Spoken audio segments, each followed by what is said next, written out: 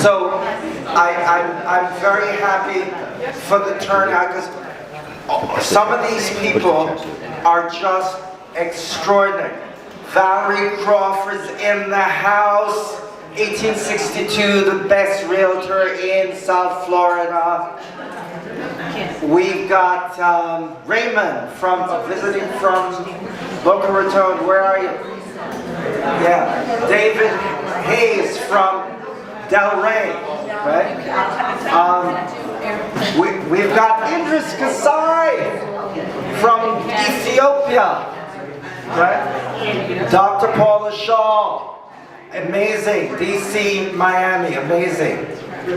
So make sure you meet Janet Restl's in the back, longtime friend. I try to be a part of her family. They're amazing, but they treat me like the black sheep. I can handle it. But you know, nice to have you, Janet, and the family, of course.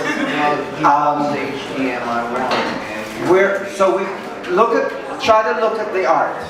If you look at the prices and you get the names of titles and stuff, will give you better insight into what's going on. But Basel this year has really come back in full force. Tons of people. I mean, who would say the traffic is kind of easy to navigate now? Right? It took you 2 minutes to get here, right? No problem with parking.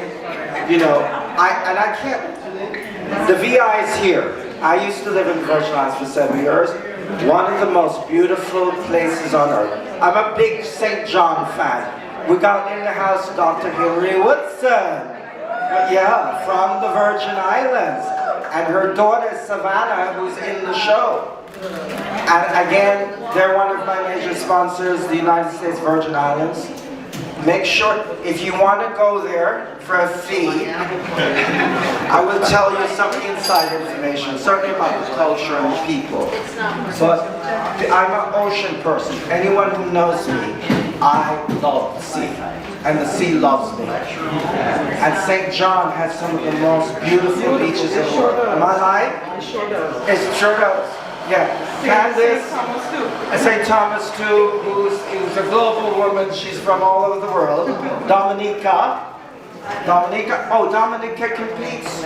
Dominica is really the nature island of the Caribbean, right? Unbelievable. But the Virgin Islands, them's are my people, my peeps. All right, so that said, I think we're going to coordinate a little bit. And is it 1:30 yet? Are we there? 1:22. So keep networking when I play the music again. My man's in the house from Indiana. Thanks for coming, bro. All right, so we're going to play some more music. And then we're going to turn it over to Mark. He runs the place. He's like my boss. And he is... So... enjoy yourselves. Get up, do some more coffee, and get ready for an interesting talk. Thank you. Is everyone happy? I don't like unhappy people around me. Are we happy? Yes. Yeah, all right. So this is the 14th edition that I've been doing this. This project was born at the University of Miami. And I always try to say bad things about the University of Miami because they do not have a Africana Studies department, which says that they're not too advanced because, as we know, black people are the origin of humanity. And I think we deserve the respect to be a serious part of the study of mankind, right? So it was there, and it wasn't funded, and I enjoyed the opportunity of working at the university. I was with them for 10 years as a consulting curator, and the panel came out of a show I did for them on African photography. The quick story is that I fell into this position accidentally in some ways because I was a former executive of Trans World Airlines, and I was really trying to help a friend of mine show his work in Europe. African-American friend out of Ohio, who I met in Harlem, because when I was a child, I was very obsessed with the Harlem Renaissance. So, you know, just the way black people were represented, especially in photography, it was amazing. You know, and then the culture that came out of the Renaissance. So I used to do these things called Renaissance Sundays at my apartment in Harlem. And I met a gentleman named Eli Kins, who has an MFA from Yale and is an artist. And because I could fly for free during those days and move cargo for free, I did a show for him in Brook back in the day. And it was successful. So I used the TWA opportunity to start doing shows for African Americans first in Europe, and then it turned into the diaspora. Because one of the things that's true is I've always been curious about the history of black people, ever since I was a kid. So, and I went to Brown University undergraduate and I ended up getting a fellowship to study in Africa. And I ended up studying with Sheikh Anta Diop, who to me is by far the leading academic scholar, really, of the 20th century. And so that led me to start, and then I ended up at Brown University in Cairo also. And that really motivated me to find out more about the history of black people. And so I started, as I was traveling, I went to Paris, for example, I met a gentleman named Arthur Beatty, who was an African American living in Paris. And I brought him to Florida, to Miami. And he did very well with a guy named Jim Moran, who was at the time the wealthiest man in Florida, worth $40 billion. And those days were really good days because he had 7 yachts. Nadia Fatah, I met her in Paris. And she was a very good friend of Arthur Beatty's. So we have been friends for years. You know, ain't that the truth? Arthur was an amazing man, right? I'm talking about global African everywhere. You know. So I ended up getting into that diasporic thing, and CADA was born. You know, my company is called Contemporary African Diaspora Art. And it's been a really wonderful ride. And then to end up in Miami at a time when Basel has become the most important and certainly the largest commercial art fair in the world, it's, you know, it dovetails into my life in a very, very special way. I love Miami. I think it's a great city. Unbelievable. It's growing. I like the diversity here. I mean, Basel is so cool. You know, I've had such a good time meeting people from all over the world. Yesterday we went to the fair. A lot of really great black art. It's good to see. And that they're also including more African galleries, which I think is about time. So, you know, and, you know, Miami Beach, I have to thank this museum for giving us the opportunity to present. Mark's in the back. He's advised me not to ask him to speak again because he's running for mayor of Miami, and I'm partial. I have someone else I want to be mayor, but Mark's a good guy. But thank you, Mark, for being here. All right, so with that being said, what I want to do is start out with Trinidad and Tobago. I'm a huge fan of Carnival because I think it's the most thrilling way to do art performance. Who's ever been to Carnival in Trinidad? You know, because you know how the system works, right? They have mass producers who put on these plays, is what I call them, and they're doing them in the street, right? So Trinidad has always been a very inspiring place in the African diasporic world. And I have the good fortune of meeting Wendell McShawn, who used to live in Miami, fantastic artist. He's very futuristic. We're going to start out with showing a video that he produces, or produced, called Jubilation, am I right? And Juve is so sweet, right? But and it has such a big meaning too, you know, for the carnival is tied to an expression of freedom that the slaves had, and of course, black people are so expressive, you know what I mean? But as I said, if you've never done carnival, you have to do it because it's restorative, it's creative, it's artistic, it's just massive fun, you know? So we're gonna start there, and then Ateklan, did I get that right? Is your stage name, is gonna come and do a little performance for us that's tied into what I would term an Afrofuturistic representation of Juve. So with that said, I'm going to ask Mark to lower the lights a little bit so we can see. Oh, you've started. You can see Jubilation. All right, thank you.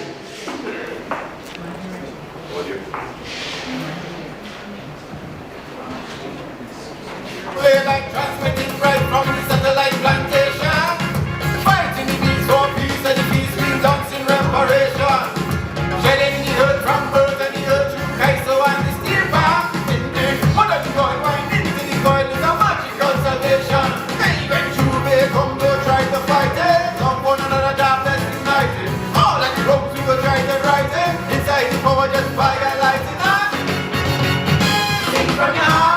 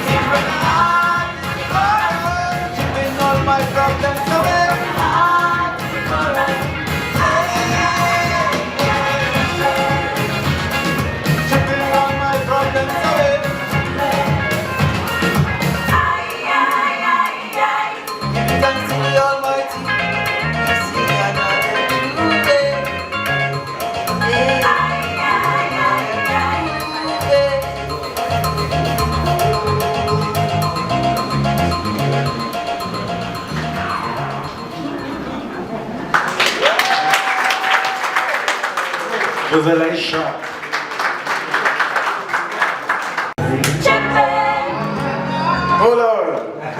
Good day. My name is Arthur Clark. I represent Trinidad and Tobago. And Carnival is the machine that shapes and shines our art, you know. So I just can't walk on and start to sing. We have a call and response tradition, you know. The storyteller, the midnight robber that survived the passage, the middle passage. A lot of these characters, or folk characters, survive in Trinidad and has been preserved. And calypso and soca and rhapsody preserve it in song. So when I say, sing from your heart with the chorus, let the melody rock your spirit right there. Give thanks to the Almighty, we see another Juve. Hey, hey, I love me Juve. Hey, hey. So sing from your heart with the chorus, let the melody rock your spirit right there. Give thanks to the Almighty, we see another Juve. I love me Juve. Give a shot, Mr. DJ. Put them hands up, everybody hands up, yeah. Put them hands up right there, let's see some hands. Yeah. I'm only like transmitting bright on the satellite plantation. Fighting the beast for peace and the feast we dance in reparation. Shedding the earth from birth and the earth through Kaiso and the steel pan. And the oil into the coil is a magical salvation. Listen, when Juve come to try to fight it, love one another, jobless united. All of the wrongs we go try and right it. Inside the power just fire light it up. Sing from your heart with the chorus, let the melody rock your spirit right there. Give thanks to the Almighty, we see another Juve. Hey, hey, I love me Juve. Hey, hey. So put them hands up, everybody hands up, yeah, put them hands up right there.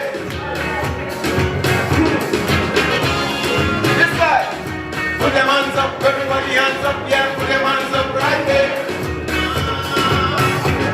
My roots more deep than a mossy trade. Keep all the tunnels and the port of Spain. No Babylon sea can match my brain. Liberation juice out the burning flame. Let me reach in zone. After darky, my Johnny Wargo plays monarchy. Architect, lyrical and narky. The free mother heard from the patriarchy. Free Elemera when it's all kidnappy.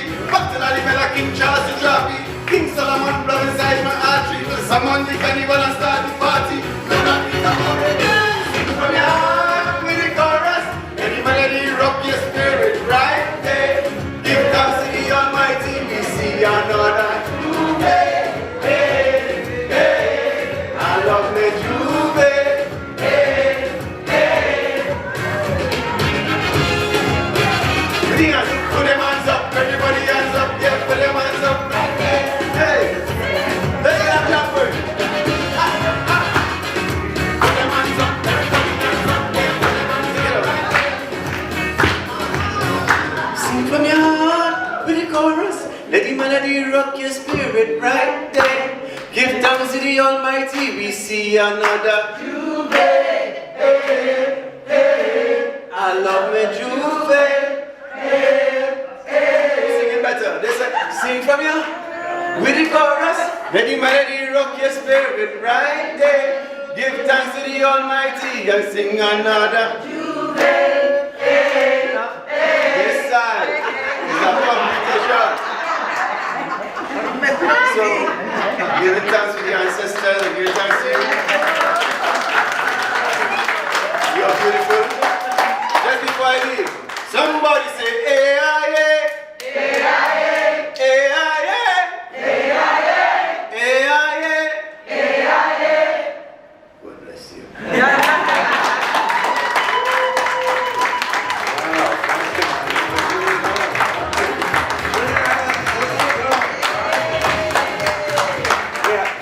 Just before we get into the program, I'm going to start with Julie Walker, who is notorious for journalists I've worked with for maybe 10 years.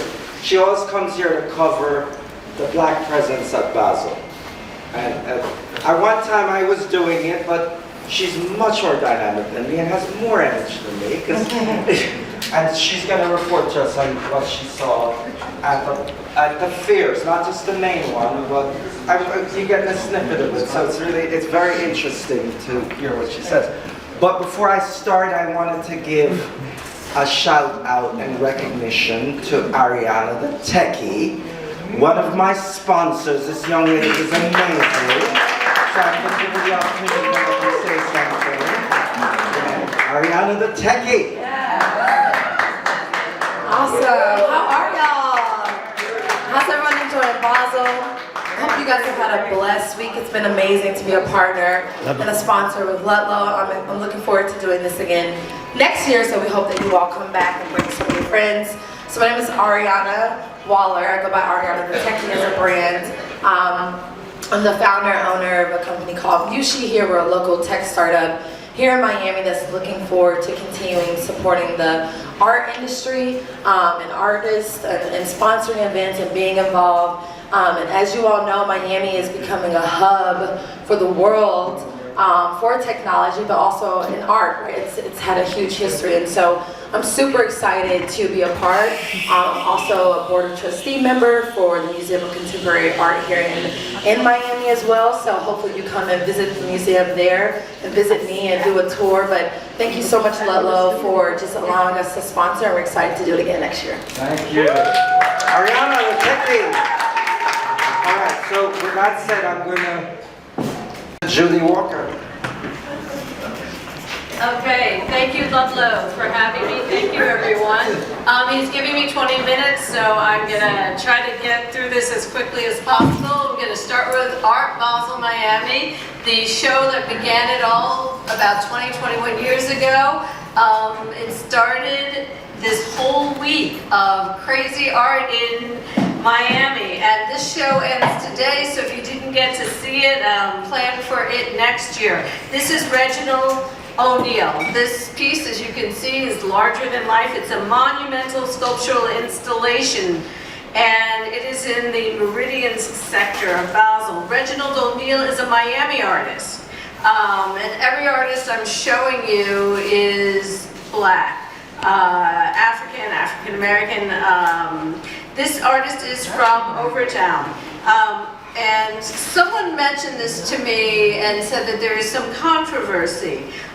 Someone mentioned to me that that whole idea of lawn jockeys, I don't see it, but someone else black mentioned this to me. Now this is Reginald's first large-scale sculpture. It comes from a series of smaller scale paintings, and it represents figurines.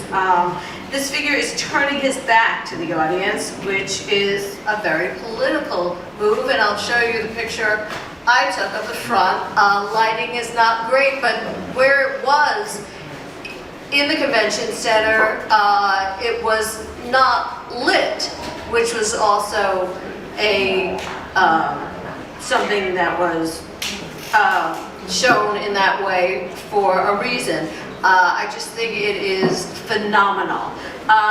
Next at Art Basel is this artist, Wangari. She is just phenomenal. That's me with her. Gives you a little idea of the scale. The photo looked better on my tablet, but anyway, I'm going to show you the next picture, which is even better, of her artwork. I love her painting, and it's oil on canvas. She always loved painting, but it was a hobby of hers, and it became her life's work after she was a lawyer. She put her work on Instagram, and all of a sudden she got noticed, and dealers started contacting her, and they wanted to do a show. But she decided she wanted to get her MFA in art, so she went to the Art Institute of Chicago. This is self-portraiture. You might be able to see that. She does a lot of self-portraiture. She does a lot of work of just home scenes, relaxing on the couch. The knife, you take it as you might. Here it could be, cutting bread. Some people interpret it in another way. But when we go back, the other, these sold, by the way. So the other painting on the right, which sort of is the other half of that, is the other half of the home life painting. In there, I think we can see the bread, and okay, so it's not, you know, it's not sort of a defensive thing. But anyway, moving on. This is Lauren Halsey, and she does a form of, you know, she has this quote, it's not just about future, it's about the here and now. She's based in South Central LA, where her family has lived for generations. So she creates these immersive installations that bridge sculpture and architecture, and she has these collages that blend real and imagined geography.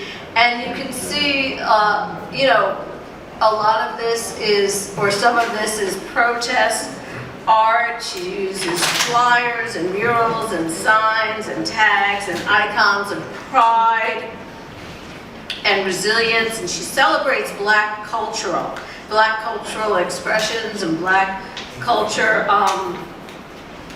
And her work is in the collection of, there's a collector down here in Miami who really developed a lot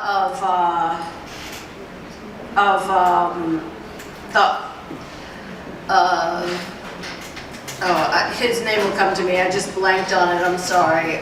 Craig Robbins, he developed a lot of parts of Miami, and he's got one of her pieces. But this is, oh, I'm hitting the wrong button.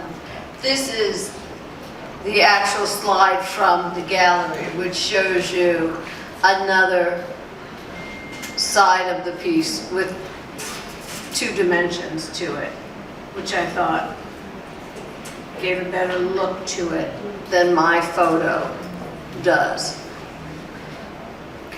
And she's quite young, actually. And then this next, we're moving on here to the Untitled Art Fair, which is right up the beach from us on 12th and Ocean. And it's still open, so if you haven't gotten a chance to go, when this is over, you can run over there if you haven't had a chance to see it. It ends today, and otherwise you'll plan for it next year. Untitled Art Fair. This artist is Sheena Rose. I got to meet her. I love her work. She lives and works in Barbados, where she's from. She paints, she performs, she does mixed media, so she kind of does it all. This is part of a series of Black women in sports. It includes surfers, jockeys, divers, and of course tennis players. And what I like about it is she includes some of the sports that you might not think about Black women doing, such as surfing or diving or being jockeys.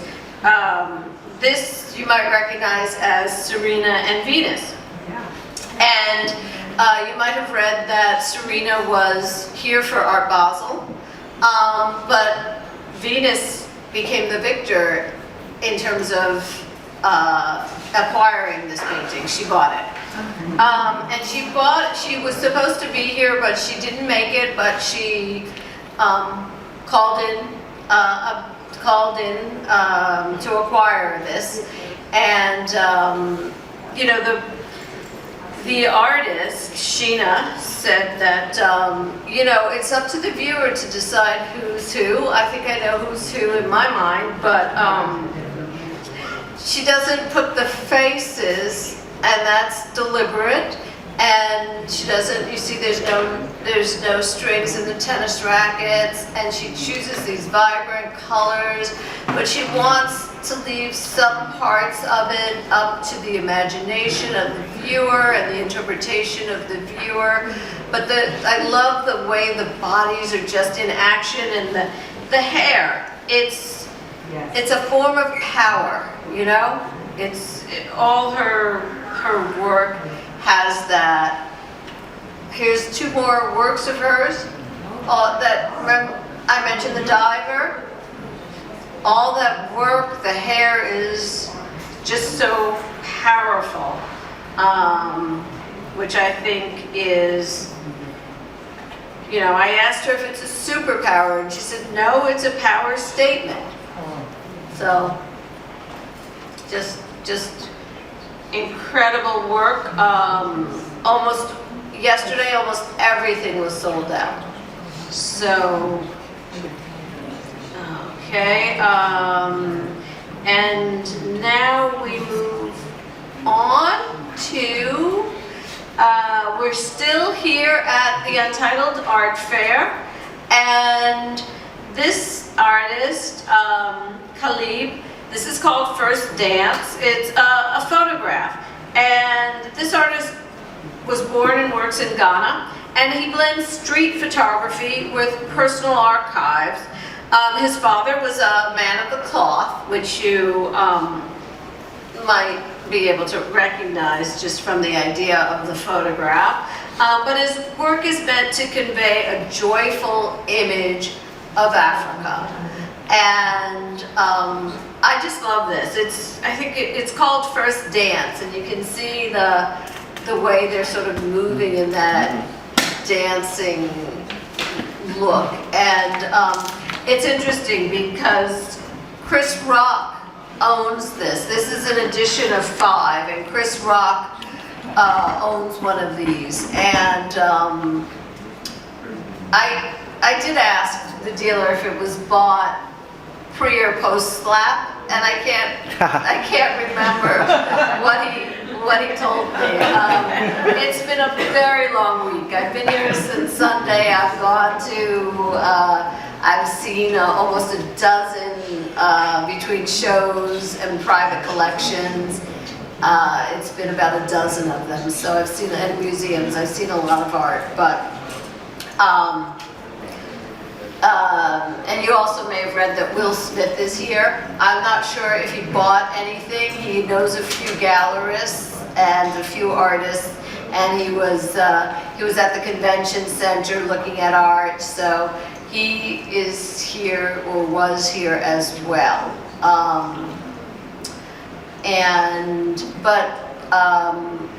There's another piece of art. I don't have the slide up in my show, but this artist also painted something on a van door. So he uses a lot of found and reclaimed pieces and repurposes them, which I think is really nice. And next is, okay, here we go.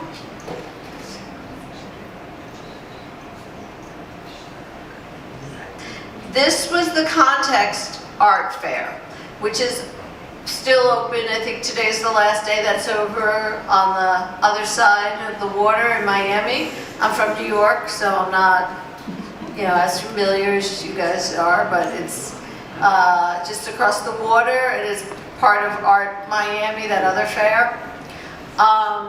This is Monica Akegwu, and excuse me because I'm not that great with Nigerian names. She's American.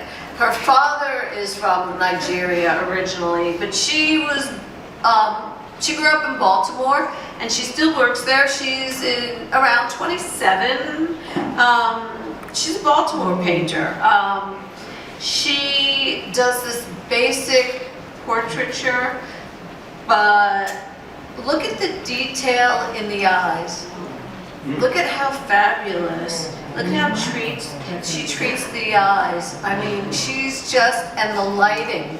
you know, I mean, I know you see the vibrant green color, but look at the skin tone, the lighting, just the vibrancy, the hair, everything. I mean, I just think that her work is gorgeous. And her gallery is Band of Vices out of California, and her gallerist is black. It's owned by, the gallery is owned by a black man, and it's his first time bringing his gallery to this whole art week in Miami. And I just thought that that was quite beautiful. And that was also something that, for those of you who may know the PAM, the Perez Museum here, if you get a chance to go visit that museum, they have a great show on right now by a black artist, and the curator of that museum, Franklin Sermons, had actually recommended for me to see this. So I went all the way, trudged all the way across the border in the traffic to see this. So, and I also, while I was over there, went to Prism Art Fair, which is right around the corner from Context. And Prism is the black art fair that is part of this week that has been around for 10 years, maybe 11. Prism, the woman who puts this on has done a great job in growing this art fair. I went to the first one, and every year it grows, and it's got gorgeous art. This work, the red dot signifies that it has sold, and when I was there a couple of days ago, 2 works by this artist had sold, and I just think that this is gorgeous. It's mixed media, acrylic newspaper, there's gift wrap and foil on canvas. This was actually $9,500, which is not crazy expensive in the world of art. The gallerist is a black man out of New Jersey. He's Nigerian, as is the artist, and he uses conventional and found materials. And his work examines identity, it examines nostalgia, and it examines stereotypes. And it may remind you of other artists, but he is his own artist. And I just think it's beautiful. The colors, the vibrancy, the exquisiteness, the regal and royalness of it. And then we moved on to another work at Prism at a gallery that anyone who lives in Miami should recognize and know, and if you don't, you may want to make note of it. Another black gallerist who is in Little Haiti, right? And do many of you know this gallery, Little Haiti? Or many of you here? Yeah, of course you do. Okay. This artist I was not familiar with, Maxwell Pierce. He is a Harlem Globetrotter, and he premiered his first art exhibit at Nanami Gallery,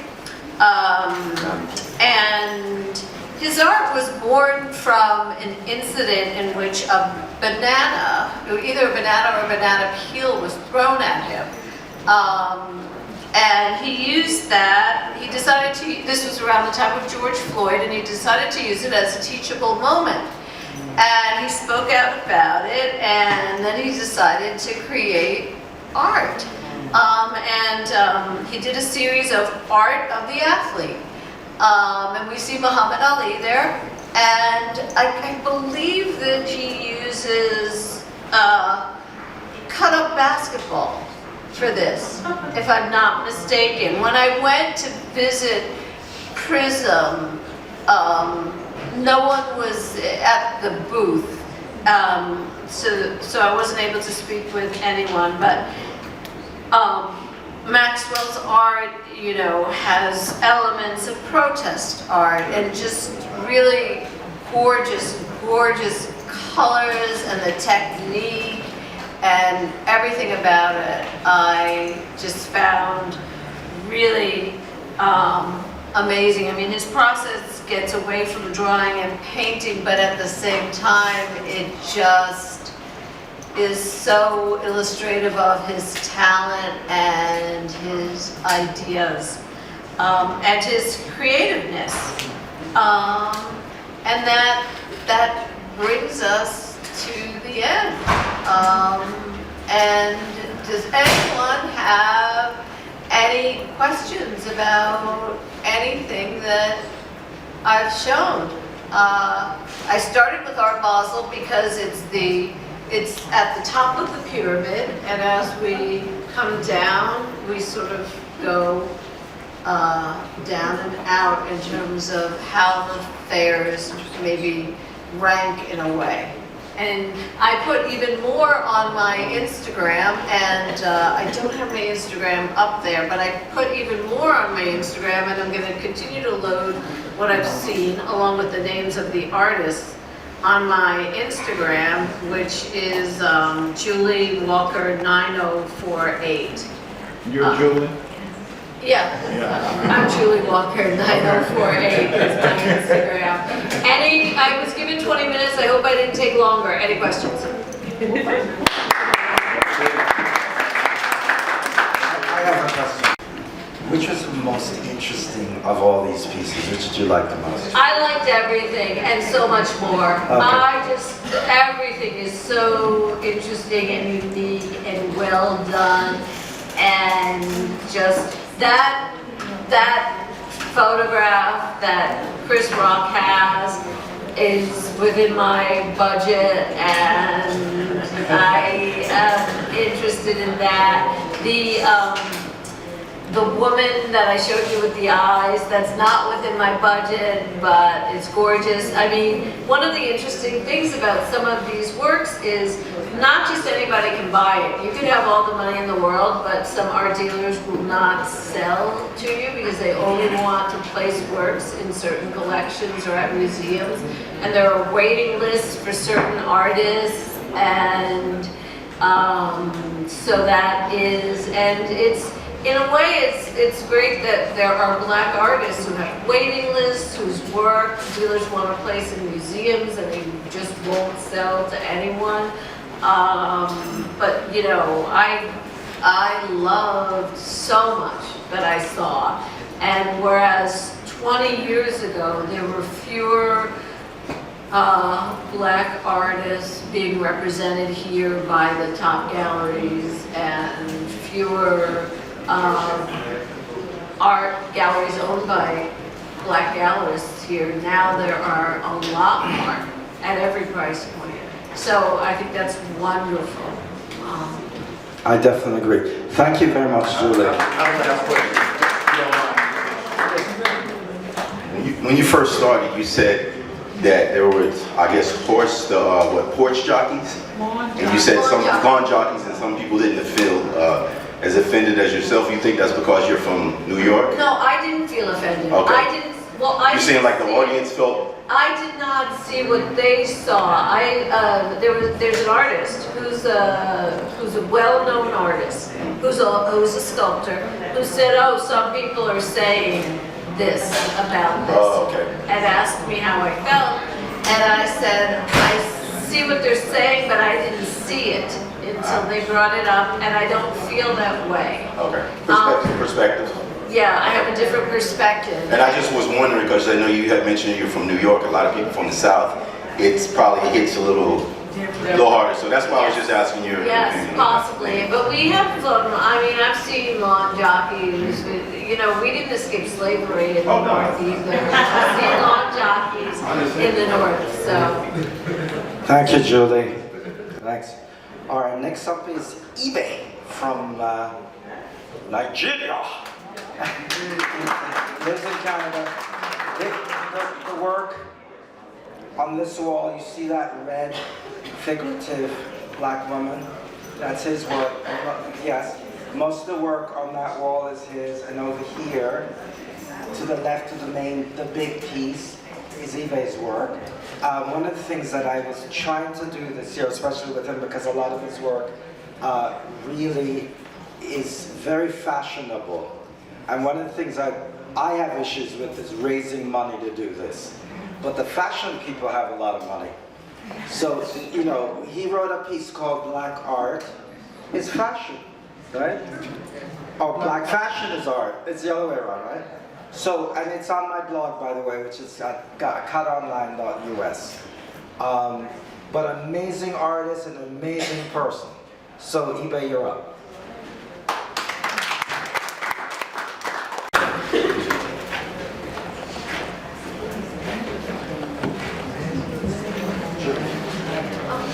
Hello. Hello. Hello.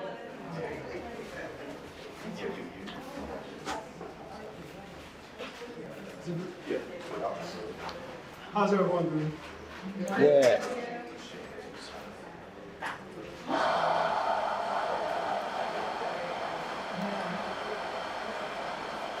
Good to be here.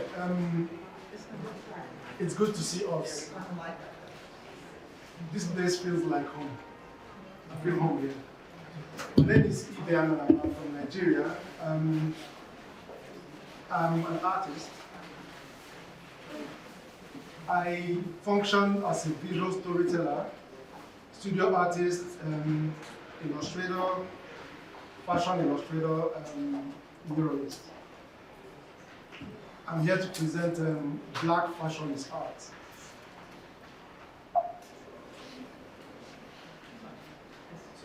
When Ludlow and I was talking, we've had a series of conversations when we were talking about this. And this image here will represent the essence of what I'm talking about regarding Black fashion being art. Thank you. So, yeah, just like a local cuisine, together, you know, their taste is priceless. Fashion and art, they taste like a local food. I don't know how many of us have tasted rice and stew here. Or has anyone tasted Nigerian jollof rice? Yes. With fried plantain. Well garnished. Yeah, so their intersection, their mutual relativity, actually is a hot romance. It's indivisible. You can't divide it. So, as cultural ambassadors, if we're looking at the intersection between fashion and art, we uphold we are upholding the African identity, our pride, the innovation, rich heritage. So I'll go back to pay homage to where it all started for me. I grew up in a city in Nigeria called Aba. Aba is a commercial hub of Abia State in southeastern part of Nigeria. Aba happens to be called Japan of Africa. Why? Because beyond commerce, Aba is home for thriving fashion and thriving fashion industry, you know, and living testament to ingenuity and innovation of its people. In Aba, everything is produced. Name it, everything is produced in Aba. Hence the phrase Aba made. We pride us when talking about Aba made, it's a bragging right for us, you know, because we can make anything. We can make anything. So I grew up in that kind of environment whereby virtually everyone is creative, you know. Then at this point, I'll give shout out to the tailors, the tailors and the footwear makers. You know, their creativity is priceless. Growing up, I grew up watching these tailors and shoemakers create art pieces that people will wear. I mean, in their work, every stitch will tell you a story. Every stitch came with every stitch came with a story that they're telling. The way they transform fabric and then leather into things that we wore, fantastic. And this is a picture of a young dreamer. You know, so the impact of these tailors would spark my journey into fashion illustration and fashion design. The sleeveless top I was wearing here was designed by me and made by the tailor is late now. We used to call him Papa Oke. Papa Oke used to make fabric for us, you know. So in my circle of friends, I'll be the designer, design, and we'll take it to the guy and we'll make it. So for me, visual journaling, based on the influence, based on the impact of these people, you know, I would, as a way to stretch my imagination, I would engage myself on daily sketches. So it became a ritual for me to look around, observe, document my immediate environment, document the pulse of my environment. Because, again, representation is very key. You know. So, talking about black fashion, it goes beyond clothing. Whether you are in Senegal, whether you are in Virgin Islands, whether you are in Congo, whatever way you are rocking, I mean, black fashion will transform the streets. Now the street becomes your runway, you know, people looking very glamorous, you know, expressing themselves in different ways. So here, it will transform everyday life, turning streets into runways and serving as a canvas for creativity. Again, exploring the impact of fashion on cultural icons. Whose style symbolizes empowerment, liberation, and self-expression. I would like to believe everybody here knows Fela Kuti. Yes. Yeah. Fela is big in culture. Fela's, besides his music, besides his activism, besides his message, Fela also was a fashion icon. His fashion sense was something that inspired me personally. You know, I've done the series of paintings of Fela. You know. Working in advertising as an art director, I've also, I worked on a brand, 7-Up brand, that sponsors an event called Felabration. Felabration, since Fela passed, Felabration is an initiative just to celebrate him. So just like we have at Miami, it's a week-long celebration whereby different artists are being called and being invited, you know, performances here and there. It's like a carnival, so to say. You know, so here is one of the designs we made to celebrate Fela. Fela's impact will also go to impact on the guy at the left. The guy at the tail end is called the Badge. The Badge is one of the strong forces in the urban contemporary Nigerian sound. We happen to know as Afrobeats. You know, the Badge's fashion sense is highly Fela inspired. So this goes to show how the impact of him on people, on culture. Also, this is Nike Ogundai. We call her Mama Nike. Mama Nike is big in fashion and big in the arts, big in culture. And her work, like I say here, sorry. How do I go back? No, go back to the one on the bottom.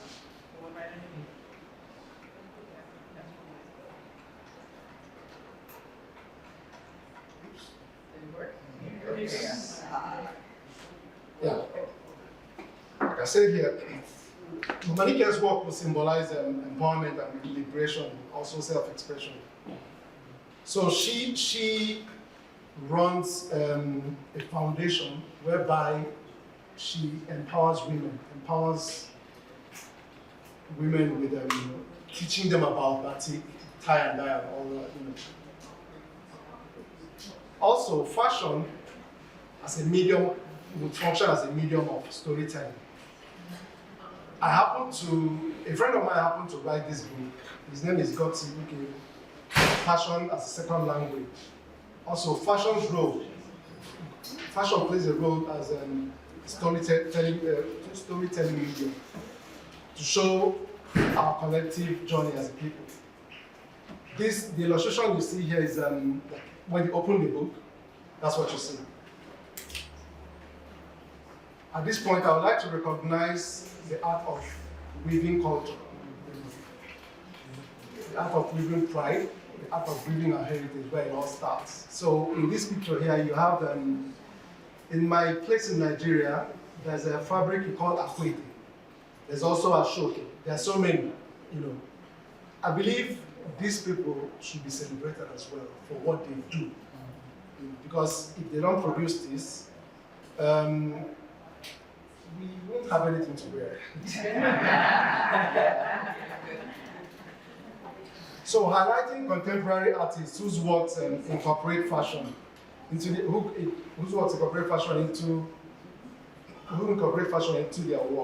to explore identity and cultural heritage. The first work is by Njideka Crosby, who, if you look at her work, you will see fashion being reflected. Next is, and these are artists who do this in different mediums. The other guy is, I think he's from Morocco. His name is Hassan Hajjaj. There's also Cyrus Kabir from Kenya, Yinka Shonibare, whose works talk about identity, colonialism and all that. Idowu Oluwaseun, then there's Peter Oka, so many of them. I belong to a group called Illustrate. Also, Illustrate is an initiative, it's like an agency that manages black illustrators. So here, these are fellow illustrators, doing their thing, representing the black culture through their art. Yega, Ninkil, and Fubi. Fubi is from Kenya. And also in 2016, I had a solo exhibition titled Selense. Selense is a local lingo that means to flaunt, to show what you've got. So the whole idea of Selense is, Selense is my personal observation to how fashion is how we consume fashion in my environment. Here is me with the two works I created, titled Ethnic Mode. Painting and footwear installation by a friend of mine, Tunde Owolabi. Tunde creates footwears, makes bags, makes different wearable things using ashoke. This is his product. Also, talking about global impact, fashion plays a big role in shaping global perception of fashion plays a big role in shaping our culture, how African fashion is being perceived. Now here is Ruth Carter's work. Everybody knows Black Panther. The Afro-futuristic approach that she took in creating what she did. What we see here was influenced by this. Talking about how you take from the source and stretch it to create something. Also her work here in Coming to America.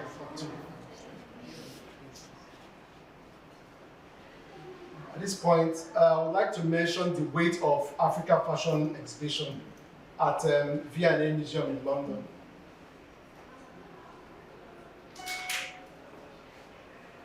Also, multifaceted, global and local impact and cultural exchanges. You know, in Africa, we have different regional fashion shows. Lagos Fashion Week is a big thing. It's just like your New York Fashion Week. You know, designers from different parts of the continent, they come to make their presentations. And this show because I love fashion, I go there to observe. So pushing the storytelling forward, I was at the show watching models, do their thing, and I got an idea to use fashion to address social issue that we face, vehicular social issue. I mean traffic in Lagos. Hence the title of this piece, Lagos Traffic. So in Lagos, we have the taxi colors we share the same taxi colors just like New York, yellow and black stripes. So I was seeing the runway as road, seeing the models as vehicles. Then I then made their clothes yellow, like just the taxis, Also, one thing I like to do, I like to have an idea and try as much to stretch it to work in series. So this is Lagos Traffic Women. This is Lagos Traffic Men. Yeah. So these are my observations from attending the fair. Thanks to mobile phone. So I make my notes here, then to the studio, I develop series of works. These. Sometimes I do things like this just to stretch my imagination. This year is titled Amidst the Noise. Also, like I pointed, regional fashion shows. Lagos Fashion Design Week would be the biggest on West Africa. There's also Cape Town Fashion Week in southern part of Africa. There's also Marrakesh Fashion Week, North Africa. There's Swahili Fashion Week in East Africa. Also, the economic impact of black fashion. According to Nigeria National Bureau of Statistics, the numbers are doing good, and there's a hope that they'll keep doing that. So also is what Statista put out there. Then talking about recognizing power of collaboration, because I believe based on collaboration is power. You can't, how do I say it? Because we need each other. When we join our strengths, we create something that will outlive us. So here is a collaboration between a notable Nigerian artist, Victor Hikameno, and a fashion designer. And this happens to be published, was featured in Vogue Italia in 2015. It's a project called Ekemini in series. Also, Amako Boafo's collaboration with Kim Jones for Girls Men in 2021. So, the power of black fashion and arts, it goes on in there. You can't deny it. It's very strong. It's very dynamic. Closing thoughts. Black fashion is a vibe. Black fashion and art will always rock. Within fashion and arts, we bask in black euphoria, bridging cultural gaps, connecting our soul to global audience, to deepen the vibe and swagger of black excellence. Thanks. Woo! shout out. Luckily, the person that took this shot is here. His name is Tony Sofo. Nigeria in the house. I happen to love Nigeria. It has a bad reputation sometimes in the world. The most creative place on earth. Just the art, but the fashion is amazing. If you go online and do Lagos Fashion Week, it is so inspiring to see what they're creating. You know, I'm curious, where did you get your clothing? Is it African based, or you too? Yeah.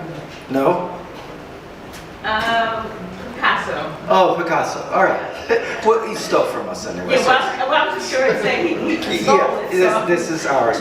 But Nigeria is, I mean, Lagos is, I'm a world traveler. I've been to 145 countries in the world, right?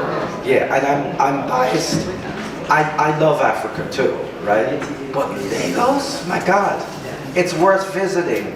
All the crap they say about it, right? Especially, I mean, the fashion week, the art stuff that goes on, you know, they're really transforming. Even at Basel this week, I'll say that the main show I went to twice, lots of Nigerians, both represented in the galleries, and also, I'm sorry. Yes, and also in the audience. So that's really good to see. All right, thank you, sir.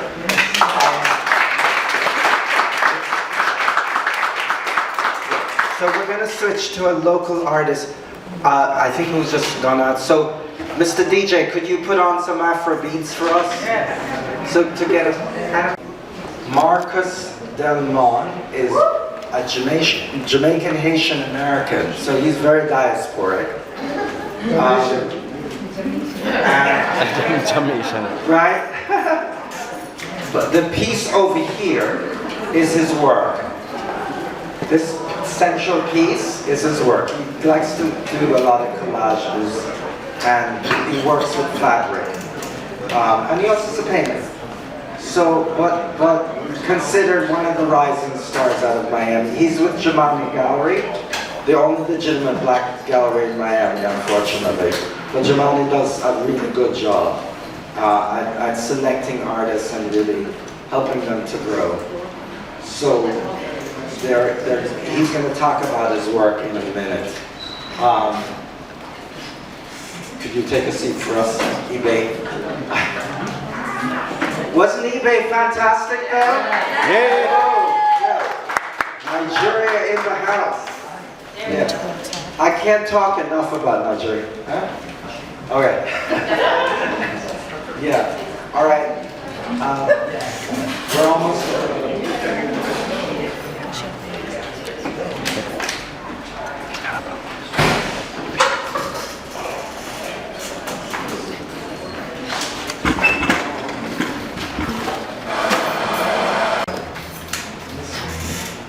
All right.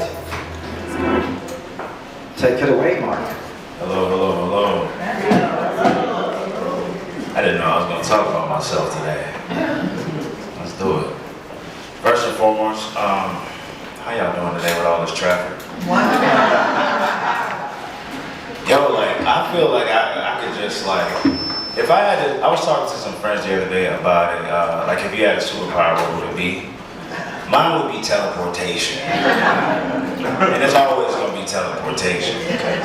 I live here and I frequent here, LA and New York, places where traffic don't move, you get me? So I think teleportation would really work for me. Anyway, I'm an artist. I'm what you would call, I just heard this the other day, an outsider artist. Right? If I already was an Outkast fan, now I'm an outsider artist. So what that basically means, for those who doesn't know, I'm self-taught. I'm extremely Caribbean. I'm Jamaican and Haitian. My mother is Jamaican, so I'm predominantly Jamaican.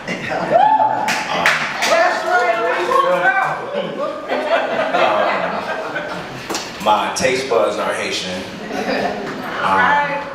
And my stubbornness is also very Haitian, so yeah. So I was born and raised in Miami, Florida, Carroll City to be exact. I really have an issue with saying Miami Gardens. Just have a hard time saying those two words, but it is. It's got roundabouts now. I grew up in a very conservative household. As you know, Caribbean folks don't really like new ideas. So I was also like the black sheep, so to speak. And for a long time, it was really hard. Like I had a hard time expressing myself. So I jumped into sports. Sports was like, you know, a little Miami kid. You playing football, you playing basketball, and then you're doing that all over again, right? And identity is not really a word that pops up. I mean, I didn't really start hearing the word identity until I was like 28.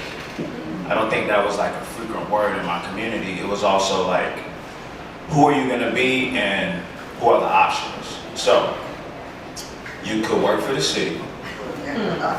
You could obviously play sports. You could, how do you say this academically? You can be a product of your environment. You can be a doctor. There's this very like big boxes. There aren't that many small boxes. And what ends up happening is there's a community of kids that grow up just picking a box. So they don't even know that they can be an art curator. They don't know they can be an advisor. They don't know that they can be an art enthusiast or even have a magazine, you know, be a journalist. Like, even just the idea of just being and changing your mind is not necessarily a conversation. So that's why I love the fact that I have become an artist, and for a long time, I struggled with my idea of purpose and like how I want to show up in the world and what I want to actually offer to the world when I pass. What are they going to dig up? And I hope that they dig up more boxes, because I make art about people that you don't know. I make art about people that you probably don't even care about, the people that you may pass by on the street every day. I like to make art about my celebrities. There's often, I can talk about an exhibition. I don't really do the whole PowerPoint thing. That's not really if somebody wants to jump in and ask me a question, you're not bothering me. I have no plans. Just ask me the question. I'm winging this thing. So you cut me off. It's all good. So I had this exhibition called The Crib. And if you're from Miami, or what I learned is a lot of places like to call where they're from The Crib. Right? Yeah. I heard somebody from DC, man, I'm from The Crib. I was like, DC?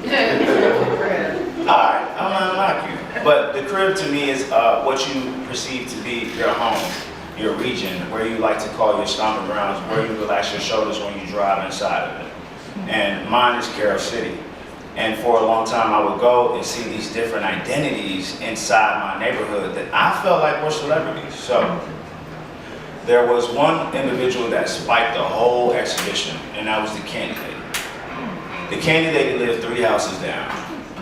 That is the first person that made me count my money. That's when I got to digging in that couch. I started washing cars. I started finding multiple ways to make some damn money so I could go to the Candy Lady and get the hot sauces, don't judge me, the pig feet, the Skittles. I grew up in Carroll City. You don't eat some pig feet. I'm sorry. And somebody may look at someone like the Candy Lady as somebody who just passed by, but in all actuality, that's the introduction to commerce. That's the first time you say, oh, let me get this $5, I'm gonna put this away, I'm gonna need it for later. I mean, that's accounting, right? Then you got somebody like a coach. Somebody say, see a football coach and say, oh, that's just a football coach. To me, the football coach was everything. You went to him and you told him everything you never told your father. So now, that's also your dad. When you see him, you try to fix your posture. When you see him, you try to have good news. And when he talk, you shut up. So in my mind, that's a father. Somebody may call him just a liaison of athletes, but it's really people that's coaching these kids, not just boys but girls, how they exist in the world. So another person would be, which was my favorite, well, I call him the watcher. Somebody may call him the dope head. But I feel like the dope head, the watcher, is the person that is the most ignored person. Guess what though? The watcher's always watching you. They always know what you're doing.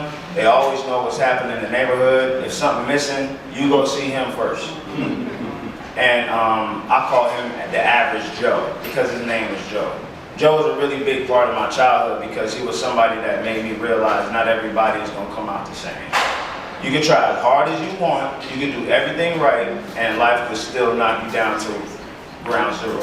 And I think he was a great example. I wish I had his phone number. I thought about calling him the other day because I just got so many questions for him, like how you got here. I always saw a light in him, but I just wanted to know more. Joe, I mean, he was on that since I was 3 years old. And now, this man runs, he runs a marijuana company in Colorado. Hey, you hear me? So I'm just very happy for Joe that he was at 55. I think that's crazy, that's love. And there's other individuals, and that's just an example of how I want to show work in the world and have those conversations with people and help them realize that the lives that they live are very meaningful lives. Truth be told, everybody's not going to be rich. Everybody's not going to have their full family. Everybody may not own a home, especially in Miami. There's many different ways that you can go about this life, but the one thing that you can always hold on to and you can always achieve is happiness and purpose. And I want to be able to do that with what I'm making.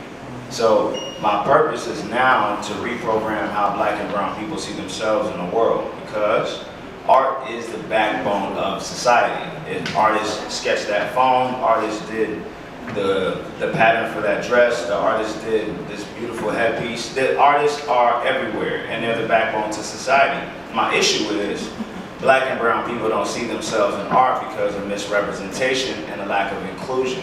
There's a lot of exhibitions that did not have black artists. There's a lot of fairs that did not have black artists. When I grew up, I thought art was for white people. They showed me art books, I didn't see myself. And then I got to thinking, if you don't see yourself in art, and art is the backbone of society, then really, you feel like you don't belong in society. So now, to make art that is exclusively black, I have no plans to paint any white people, no offense. There's plenty of y'all getting covered. But I just got a lot of conversations that I want to have, and I'm always so open to having conversations about people's personal lives and the journeys that they've had. It's really hard for me to have a conversation with somebody of color and not pull my phone out and be inspired to make an exhibition. Because everybody's life just strikes me as just ready to do some paintings about them. Because I just think everyone's so dope. You may spot somebody and they may seem like a regular person. Meet their family. They are weird as hell. You come to find out uncle was a pilot, grandma was a stripper. It's like, dude, I think that's so cool. The fact that we could just show up and have all these identities, and it makes people realize that, no offense to any other artists of the African diaspora that's making work. Listen, I'm happy that you're doing your thing. I'm happy that you're making your money. My biggest gripe is, what story are you telling? I'm so tired of seeing very pretty black art. Our lives are not pretty. Our lives are very porous, and we end up keeping the resonance of everything we've ever been through. Somebody said it to me yesterday. It's a good thing you don't look like what you've been through. I was like, yo, all the skincare products in the world not gonna shed my trauma. You know what I'm saying? I could do all the yoga. I could do all the, what you call the ayahuasca? I ain't doing no ayahuasca. Y'all may never get me back. I'm gonna be gone. Probably do paint drips after that. But I just try to make art that starts a conversation, and I'm not trying to tell you how to live your life or tell you what this thing is. I'm trying to make art to make you think. I'm trying to make art to make you have a question. Take it home, think about it. Tell me you don't like it. Tell me why you don't like it. Phenomenal. That means that the conversation is being made and you're not just passing me. And I'm not just passing you. So, yeah, that. So I'm gonna show you some of my art. Oh, you got a question? Yeah, I was gonna say, can you talk about how you got into it? Because you said you're a self-taught artist and you were doing sports. Right. So can you talk to us about your history into it? So I have horrible memory, and it's hard time for me to remember my own life. So I need questions so I can remember what to say, right? So I come from, my grandparents on both sides, they come from farms. I come from farmers, bush people. My father, he ain't no farmer, but I feel like he worked like a bushman. He worked in construction and mechanical fabrication. I didn't have a backyard, I had his shop. The closest thing to play was the swing I made on the mango tree. And it wasn't even. And I would go and I'd take things apart and mess up things that he needed, but it gave me like some kind of understanding and something to play with. And I say that and I'm gonna circle back to why I said that. I played sports, I got injured, I lost my scholarship, I forgot who I was. I decided to go to art because I didn't really have nothing left. Sports, I tried, I was fast, I was strong, I was wide, still ain't make it. So what now? And I just felt like I had so much more to say and I could be more than just a job. I feel like I had a conversation. Back in 2011, I was on the way from my last job. On the way home from my last job, it was about 2 o'clock in the afternoon. I was driving home. I was about 5 minutes away from home. I fell asleep behind the wheel. And why is this so emotional? I've told this so many times.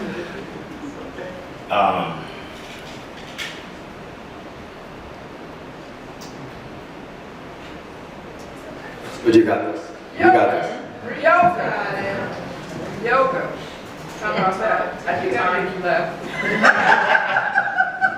Dog pose. Yeah. Yeah, I got in a head-on collision with a van. Somebody said something. You're a survivor. That's right. Yeah, and you're thriving now. Yeah, That's why survivor. you're on the story. Amen. Yeah, I forgot who I was. I got knocked down to the lowest. I had issues with my memory. I had to rebuild. So I decided to do art because nothing else was making sense. So I started doing music, art. I mean, I always was an artist. I'm black. Black people do art. Whether it's cooking, clothes, food, smoothies, cakes, red velvet cakes, pumpkin pies. It's okay. I'm greedy. I had to kind of like dig in and just try to find a new way to exist, and I had the opportunity of starting a multidisciplinary performance art space. Started off at Hialeah. The first one was called Art Central Miami 2015, and I had a lot of friends that they couldn't get into no galleries because they just wouldn't take them. They were like, "Oh, I'm painting." They'd be like, "Okay, well, are you famous?" I'm like, "Well, send me an email that I won't open." And I had a lot of friends come tell me, and I was like, "You know what? I got you. I take care of you." And we started doing art fairs, but they were like block parties. So we'll set up, you know, barbecue tables, easels. It was loose, you hear me? It was very rough. But I had resources and we just made it happen like black people do. And we did these art fairs and people was really selling art. Like I got to see these artists make these things, sell them, do it again. And I'm like, okay, I think we got a formula for it. So we did it for about 2 years and then we upgraded because colonizers do what they do and we got bought out of our building. So we went next door. We got another spot and we did that. And it happened again. And we went to Little Haiti and that's when I opened up a spot called Hippie Haven with my partner. And that was a really cool space because like all our ideas really got a chance to get off. Like I was able to work with poets, I was able to work with musicians, upcoming artists, journalists, even people that had like book clubs. And it was really dope because I got to make a space that people could evolve within and they could give me feedback and I could make the whole process a lot easier. And most importantly, we can make some money. COVID. El COVID. The biggest wave I have ever seen past TV. It hit me and it hit everybody else so hard. Imagine running a public gathering space in 2020.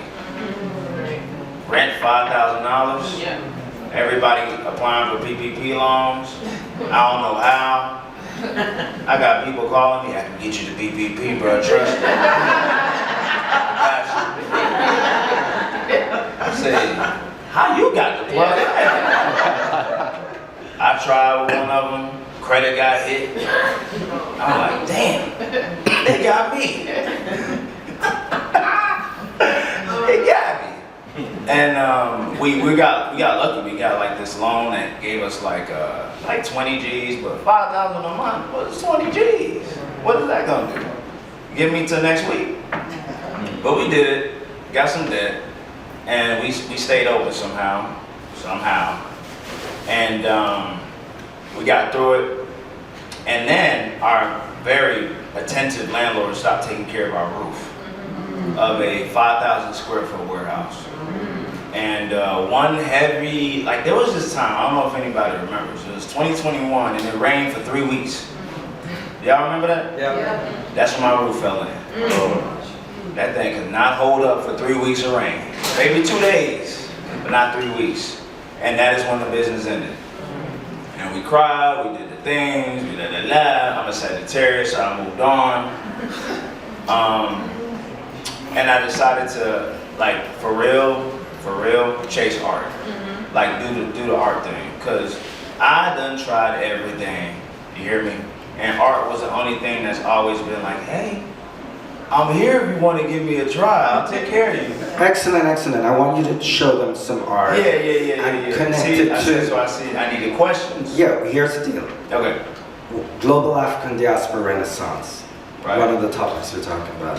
And one of the things I really enjoy about your work is that a lot of it is rooted in African retentions. Right, and being Jamaican and Haitian and American, you are becoming a new personality. Because you could speak English well, but you have an understanding of the Haitian culture, which I think is very, very important. And one of the things I work hard on doing is building global African communities.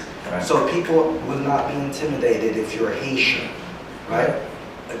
Black people need to understand how important the Haitian people are, because without them we'd still be enslaved. Of course. And they're the same people. When I look at Nigeria and I get the vibe from Nigeria, I don't know if I'm in Haiti or Nigeria sometimes. Do you know what I mean? And it's that energy that I think we need to go back to, because I believe in our greatness. You know, we come from the beginning. And so it's important. When I do this, I'm building global community.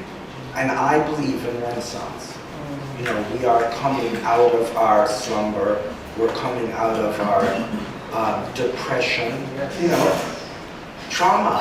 We take it with us, but look at the work. And I believe in art and culture as a spiritual space. So I want you to just jump in and show them some work and talk about this. So this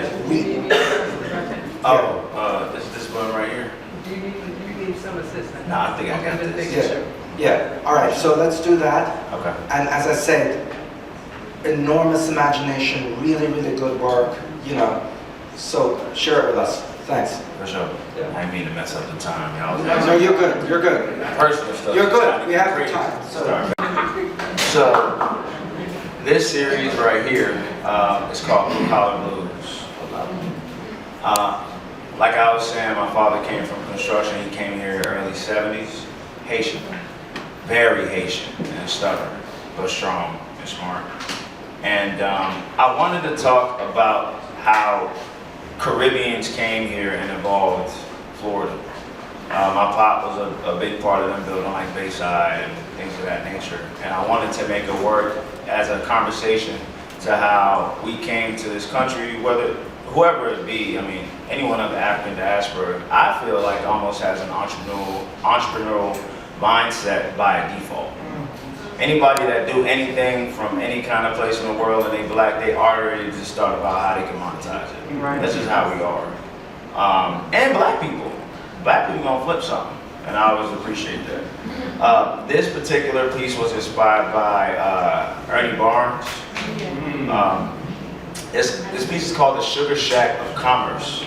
This is a zoomed in photo, but there's a widened photo coming up. Yeah. Press button. Let's get it. Don't remember that line being there. That line ain't in the paper. So, this is called the Sugar Shack of Commerce. It's an aerial view of an idea.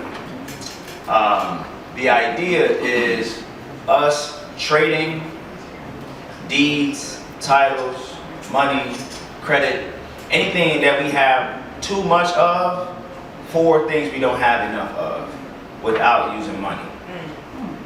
So it's talking about how we're able to dip into our resources and trade amongst each other and be able to get all the things that we need just like Jewish people can. There's a man in the middle that's looking right up at you. I strategically put him in there because I want him there to show you that there's a beauty and a value in secrecy. Being very quiet about your business. If you're gonna buy back a community, it don't need to make the newspaper.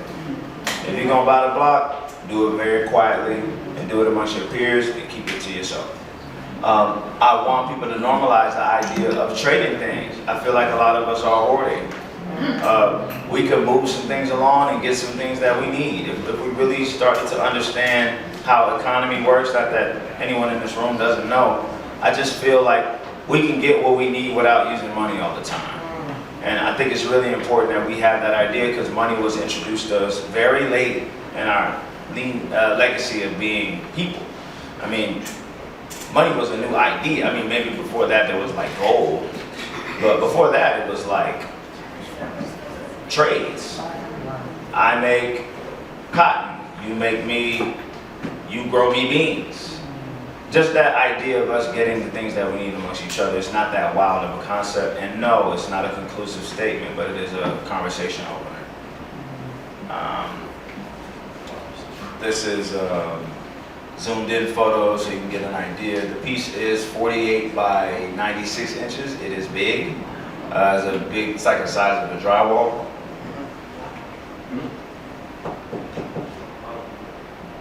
Right? This was the exhibition itself at Anandi Gallery. That is going to be in Little Haiti. They're showing Tyron Sawyer right now from Detroit, really dope artist, cool guy. So yeah, this is my work from my last exhibition. I'm going to make a quick point. I know, how much time we got? 2 minutes, 5 minutes? 6? Oh, I can shake for 6. All right, so I'm working on the exhibition. I've been trying to stay quiet about it, but I can't, especially now with a room full of black people. The exhibition is, don't take my idea now. I'm gonna find you. Yeah, you know what I'm saying? Can I make y'all sign an NDA?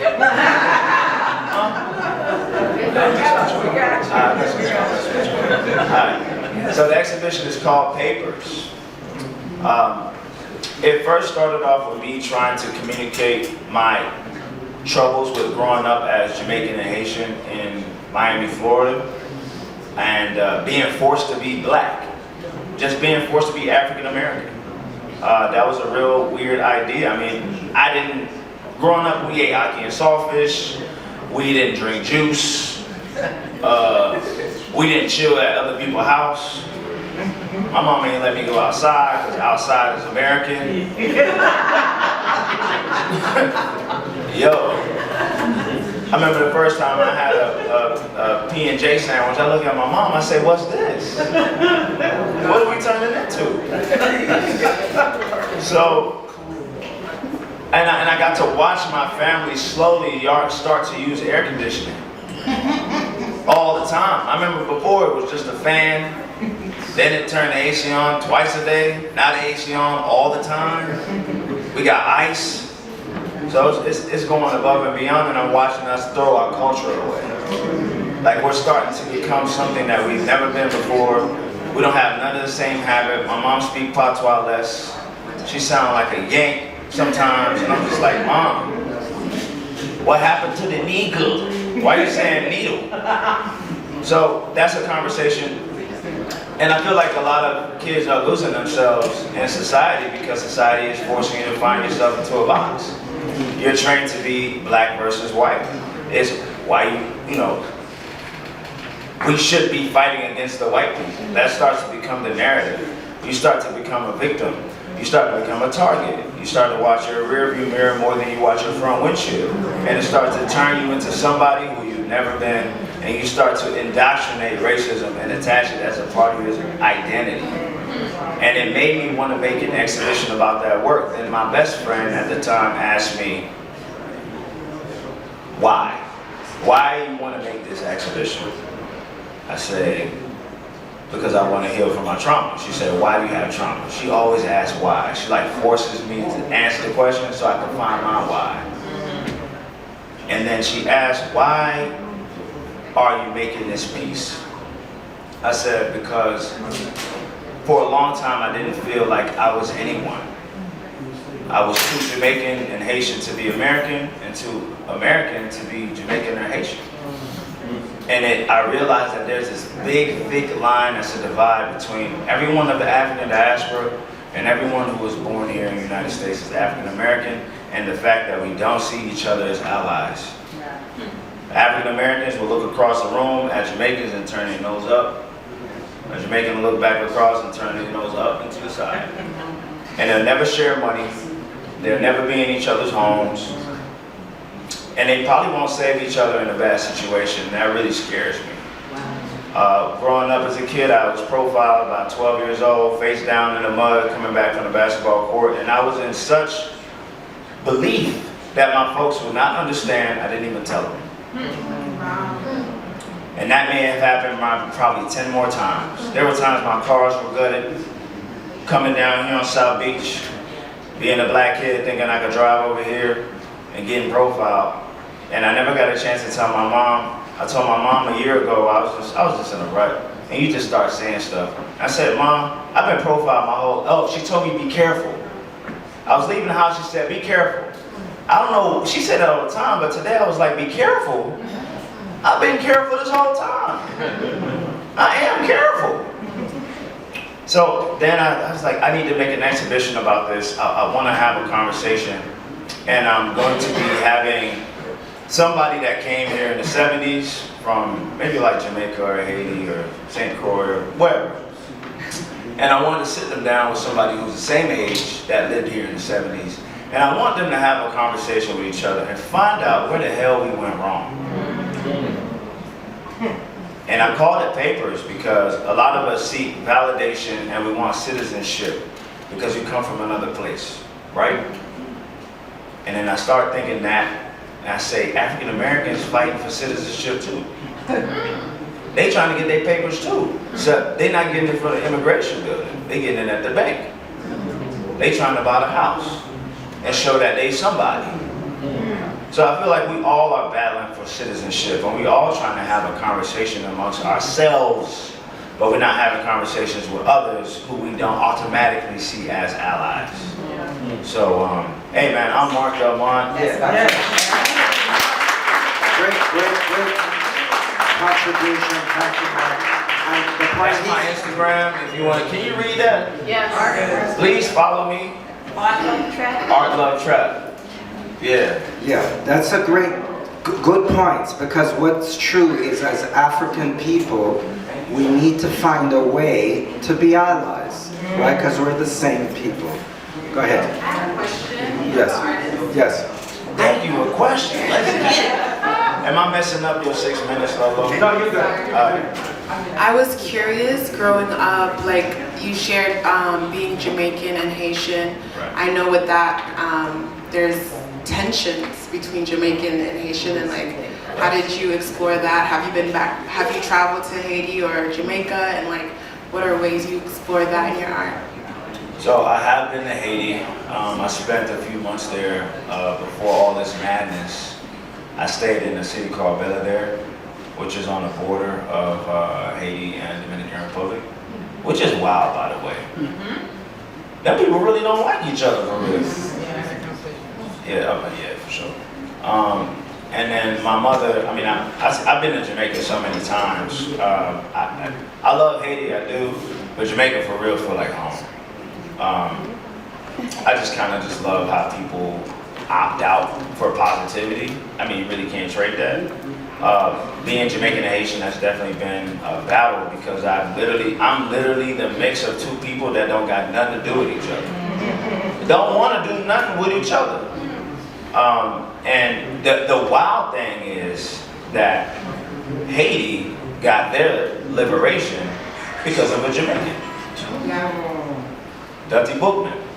But he was really African. He was born in Senegal, it's true. Right. So that's the point, is that we have to get to a point. Part of the issue, I think, is language. Right. Because I speak French. So I have no problems with Haitian people. And I've studied the history, I've been to Haiti. I feel like that's what a lot of us need to do, is to open up our way of being. You know what I mean? And as global people, we've always been travelers. We're the ones that roamed the earth before Christopher Columbus, right? So we need to get back into that, and really, the art space allows us to do that. Because in this room, we've got a lot of diaspora people from all over, right? And we can come together around the arts. With that said, we want to thank him for his contribution. And we want to get our next presenter is, where did he go? Okay, from Nigeria. His Excellence, His Highness. He's a prince, for real. Not one of those made-up ones, he's real. So hopefully, and a great artist, the sculptures that you see in here belongs to him.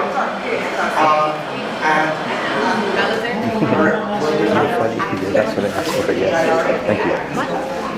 That's what I asked for, yes. Video that shares his story in a way that I think will be instrumental for us to sort of get over our national barriers, right?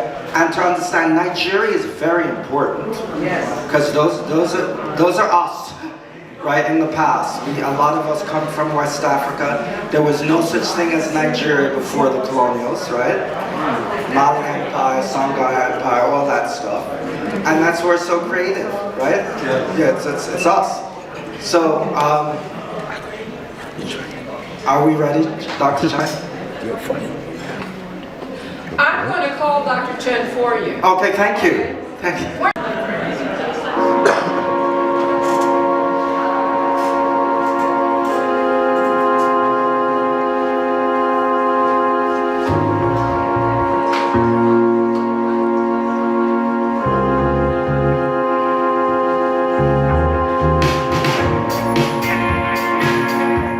Running is my first passion. Track and field is my first passion. I like to push the body to a limit or past its limit. Things that test your mind, that test your faith, that test your body. And my art and my athleticism and my track, they're one. My name is Prince Adetomiwa Gbadebo. I'm from Abeokuta, Nigeria. I'm a prince of two places, Ile-Ife and Abeokuta. That's who I am. I could be king someday and I have a duty, you know. Everything I do is not for me alone, it's my people. I want to inspire my people. I came here because of my parents. They want us to go to school here, so we came here for that really education.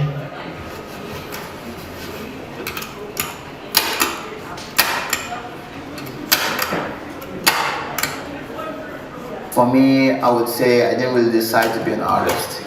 It's more so, it's just in me. Art is the way of life, it's living itself.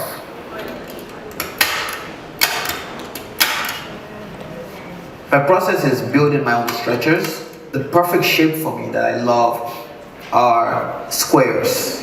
I like squares, you know, because they make people look all around. You don't miss anything, they're very balanced.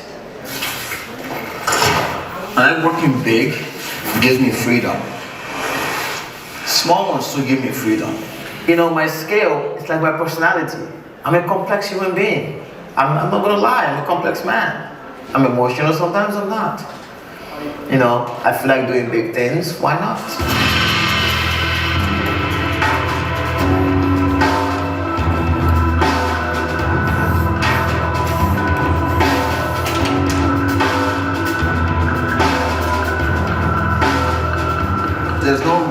facial idea, but like the color that comes in my mind, usually it's color that comes in. I could be looking at 2 other pieces that I've already erected. And well, I decided to use black. I just go, take black, and do what I need. And I look at it, and maybe jump to another piece. And maybe that piece is complementing or is telling me something. I say, oh, I'm gonna do it on this piece and see how I can expand.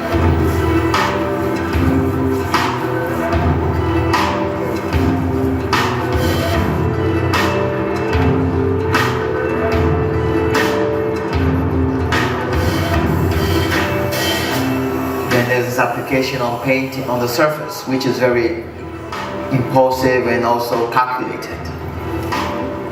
Why is it calculated? Because I count it as destiny. You know, there's a reason why it fell there. There's a reason why it's there. I can either take it out or leave it in there. Whatever choice I choose is destiny. So it's like having control but not having control. It's a balance. Balance to life. And letting go.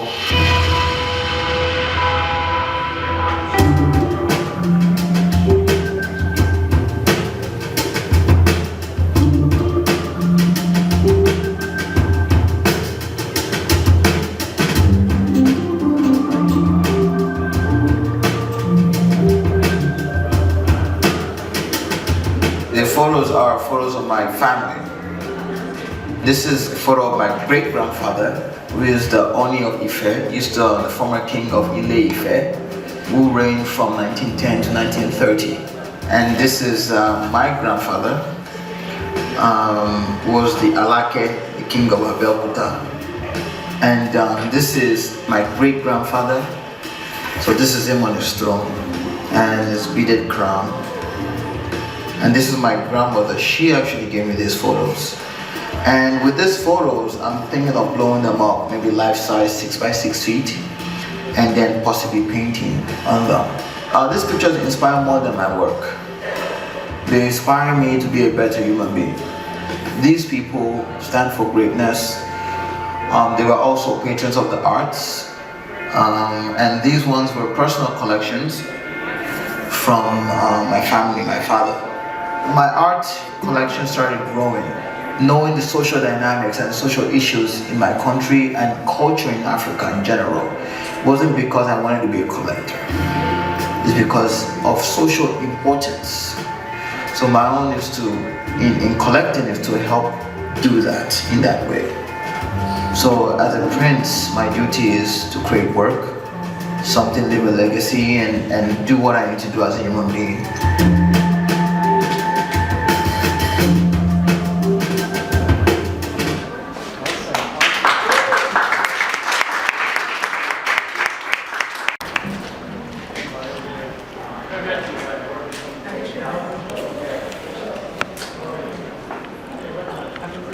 Wasn't that interesting, folks? Yeah.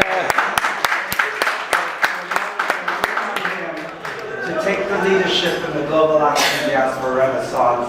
King, it's your turn. Not king yet. All right. Prince, all right, Prince. It is taboo in Yoruba culture to call yourself king when the king is currently reigning. I stand corrected. As you know, my name is Prince Adetomo Agbadibo, from Abeokuta, Nigeria. From, I would say, 3 royal families technically. One from Ile-Ife, the other from Egba Kingdom in Abeokuta, and from the Oshodi royal family in Lagos. Originally from the Nupe Kingdom, which is now called Bida. I make work between Nigeria and New York, and I am currently shown at Diana Lumsden Gallery in Art Miami currently, and did a solo exhibition on about my work from September 9th to November 10th in Miami.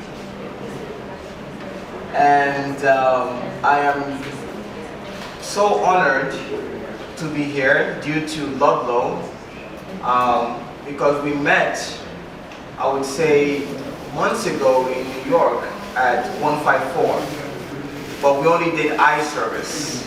It wasn't a conversation. I saw him in passing, and then I saw him again at the ICA in Miami here, and then he approached me, and then we spoke. I was wondering, who is this guy approaching me? I've never met you before. What's happening here? You know. Then we started talking, and he told me about CADA. And knowing myself, I did deep research on it. You know. And I said, why not? So that's the story on how I reconnected with Ludlow. And I would say, for this group exhibition, every artist here are great in their own right. And I may have the mic now, but everyone here deserves the mic. Every single human being here who has contributed to this exhibition. I am just a piece of the puzzle in this life that we all live. And now, my work, I know you guys are wanting to know about what I do. So my work encompasses sculptures, drawings, large-scale paintings. Average size painting for me would be maybe 8 by 8 feet, but have pieces that are 5 by 6. And the largest piece I've ever done in my life would be 10 feet high by 53 feet wide on sheetrock. And I did that years ago in Minneapolis.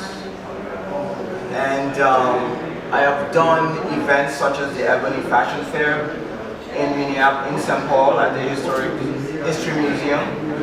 I have served on a museum board. I've done so many things with people with disabilities in Minneapolis through the arts, and while also pushing my own artwork as well. My artwork focuses on educating and building bridges between the continent of Africa and the diaspora abroad. And for me, I respect what diaspora means to those who are in the United States. But there's another side to that, is that why call ourselves diaspora rather than brothers and sisters of the same motherland? That's how I see it. So the bridge is necessary. Although we are different and have our own distinct cultures, from the Caribbean, from South America, from the United States, from parts of Africa, in general, Asia, we are more than just the word diaspora. We are beyond that. We are the navigators of the globe, the first, and will always be here to contribute to our environment, socially, economically, and spiritually. And back to my work. My work deals with found materials that I connect with on a spiritual level. So for instance, before I make a sculpture, I may see a wood, I could see a palette, I could see metal, and I wouldn't gravitate towards those materials right there, simply because I want to make art. Because art to me is not something you make because you want to make it. It is guided by the divine, and your soul must be balanced in order to make it. Unless you will be giving the world lies. And so for me, it takes time for me to source my material. I must connect with it. The sculptures you see here are actually sculptures I made in Miami. It took me about 2 weeks to make them.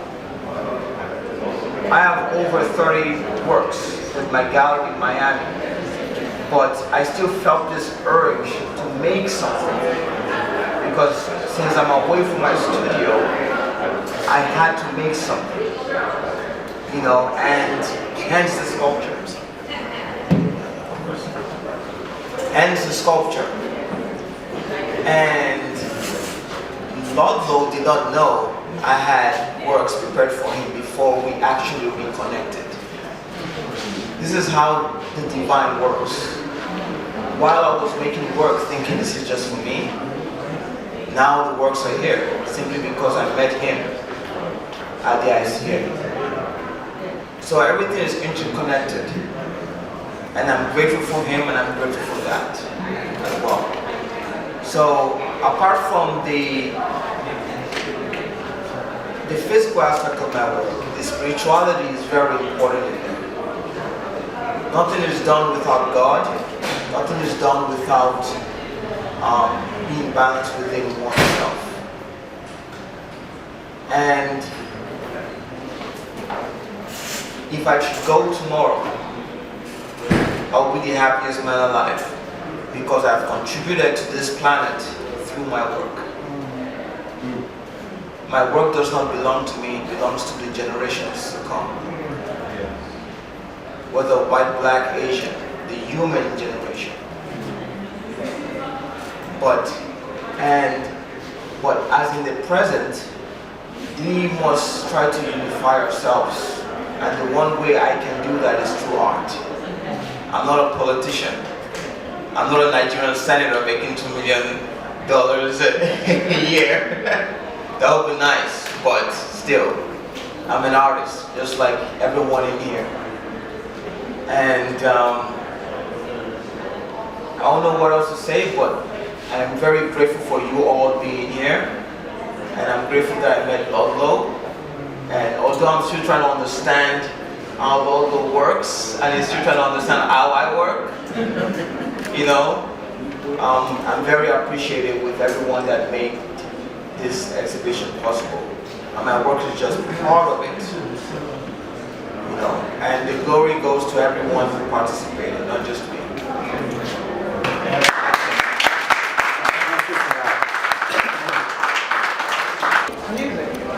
Dr. Chinzira, Karina Davis,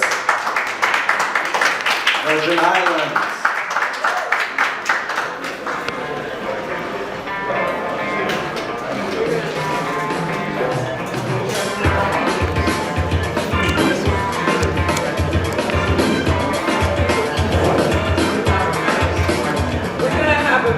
Interesting presentation because first and foremost I'd like to say, how's everyone feeling? Okay, no, one more time, that didn't sound very inviting. How is everyone feeling?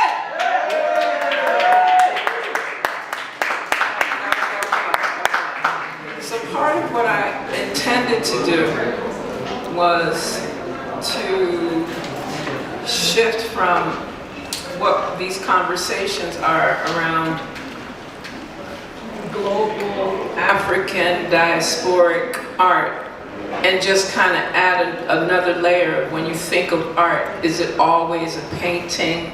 Is it always sculpture? What does it look like? And I'd like for everyone to think about that one word or phrase that you would be able to share in a common space. Okay, I'm gonna run.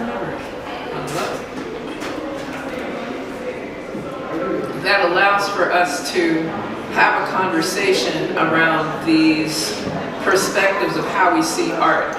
A lot of what I shared yesterday, which is very different than what I'm going to share today, because you'll see in the corner all the things that she had in store for you. But I really wanted to highlight, like this particular picture that I have is my screensaver, was taken at a time that we were learning about indigenous, ancestral, Native Africans that are in the Caribbean. So most persons will watch me or hear how I speak because I can speak English well, pero yo hablo español fluente también, porque as quiet as kept, yo nací en República Dominicana, but I'm a Dominican that knows I'm African. You understand? And I have family right in the area called El Número, which is the border between Haiti, or which we speak of as Haiti, and República Dominicana. My father was Quisqueya, but we all knew he was an African, dark, melanated man with frilly hair. You understand? He had a fro, it was a soft fro. real pearl. Kind of soft, right? While as my mom, who is still amongst us at 101 years, right? Doña Lani, she really spent most of her life in service as a nurse, the usual thing that Caribbean women do. And while she grew up in San Pedro y Macorís in República Dominicana, her people come out of St. Martin, Curacao, Aruba, but as you see how Caribbean we are, so in the household it was Papiamento, some Haitian Creole, some English. You try to sound standard when you can, Spanish as well. And so I'm saying all of that, so when we talk about this global, local, contemporary fusion in art, it will come through our food, how we decorate the plate, how we design our table, how we have a banquet. Right? It will also be art when we start to deal with collections of photographs of our families and other persons' families. It'll also come in the sculpted pieces that we are engaged, how we pick flowers, how we arrange flowers, how we engage in our ceremonies, whether they are for weddings, funerals, house blessings, blessing ways, what's the other word, blessing ways? Everything now is, what is that called? Baby shower, right, but we know them as blessing ways because in many of our ancestral African indigenous traditions, we would wait till the baby comes safely before we try to do something in advance, just in case. We don't force our hand with ancestors. So I wanted to take a minute and just kind of have that type of a conversation because a lot of times when we speak about contemporary African diasporic art in the context of where we are in 2023 moving into 2024, we overlook like how we look at textiles. So I'm gonna use myself as an example, right? So people have been observing this garment that I wear. But this particular design was by a young artist, one that likes to draw and paint in Uganda, right? That is Mickey Dads, it's like D-A-D-Z. Young, phenomenal artist in terms of paint and design, but then he shifted from that because he didn't make the kind of money, and he started creating and learning and strengthening his skill as a tailor. So when you go into those particular, and again, right, was on a motorbike, didn't have regular car, but he had a little motorbike and his little cloth in the back, looked at people, and did this without measuring me ever. I just want to highlight that, right? That's what is art. When you can transform from that space that's two-dimensional, sometimes considered linear, and be able to make it three-dimensional, four-dimensional, or otherwise, right? To take it from a regular circle and make it a sphere, and be able to tell a narrative, tell a story in the midst of all of that. Because he started explaining to me what each bead meant. Now, I was just focused on the color and oh, that's on the shot. That's where I went. But then he took the time to explain to me what all of the different designs in their respective culture, not only in Uganda, but like showing us the ethnic connectivity between Uganda, Rwanda, Kenya, Tanzania, in that region. So while we're sitting there following the demarcation of what we think is African nation states, they were speaking of ethnic groups and language groups and that were much larger than just these artificial lines. So I wanted to highlight, that was my third point.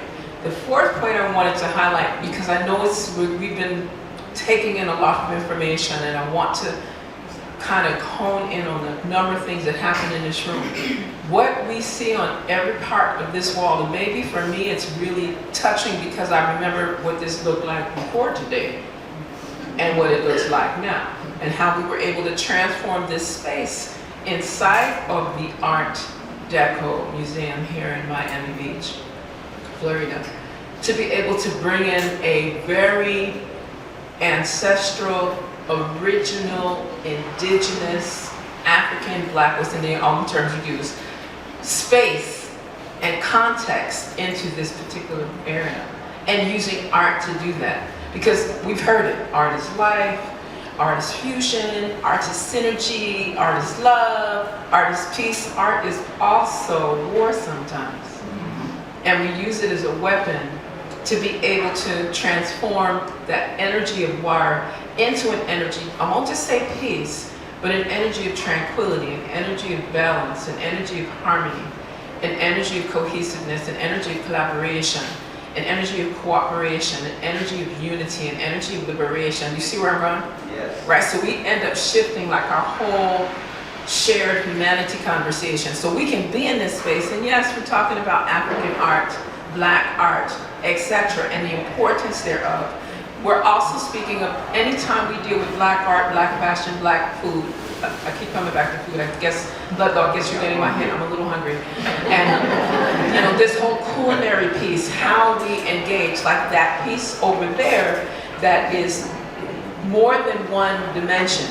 And it almost feels like you can pick up each of those persons holding that tapestry together. But it's a tapestry of togetherness. And there's a lot of meaning in there. All of us would have a different perspective of what we see in that particular art piece. The two circular pieces next to them, and I believe that's Tracy Ann's work. And some persons I remember because I got to meet them while they were installing. But again, to see the image of what favors her, but then to have it connected to a space that's uplifting. It's almost like wings coming up inside of that circular space with another energy giving like rays and drills and energy of water and energy of earth and energy of fire and energy of so much. Like we can sit here and talk about every single piece. The piece in the middle by Brother Milton that he will not sell to me, and it's okay for now. The reason I think I gave, when I look at that profile, I'm seeing a lot of our brothers. I'm not just seeing one African Black male with that very sculpted feature. I'm seeing an ancestral, original, indigenous person that could represent. I showed the artist a picture of my son and he just kind of looked at me.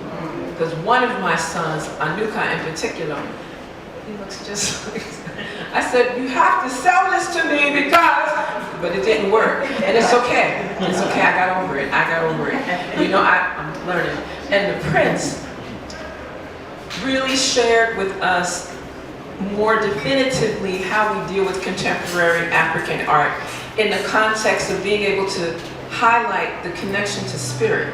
Like that's the part, sometimes people feel like art is just about doing the drawing or doing the sculpted piece, making the money, that's important, selling it, that's important, marketing, branding, that's important.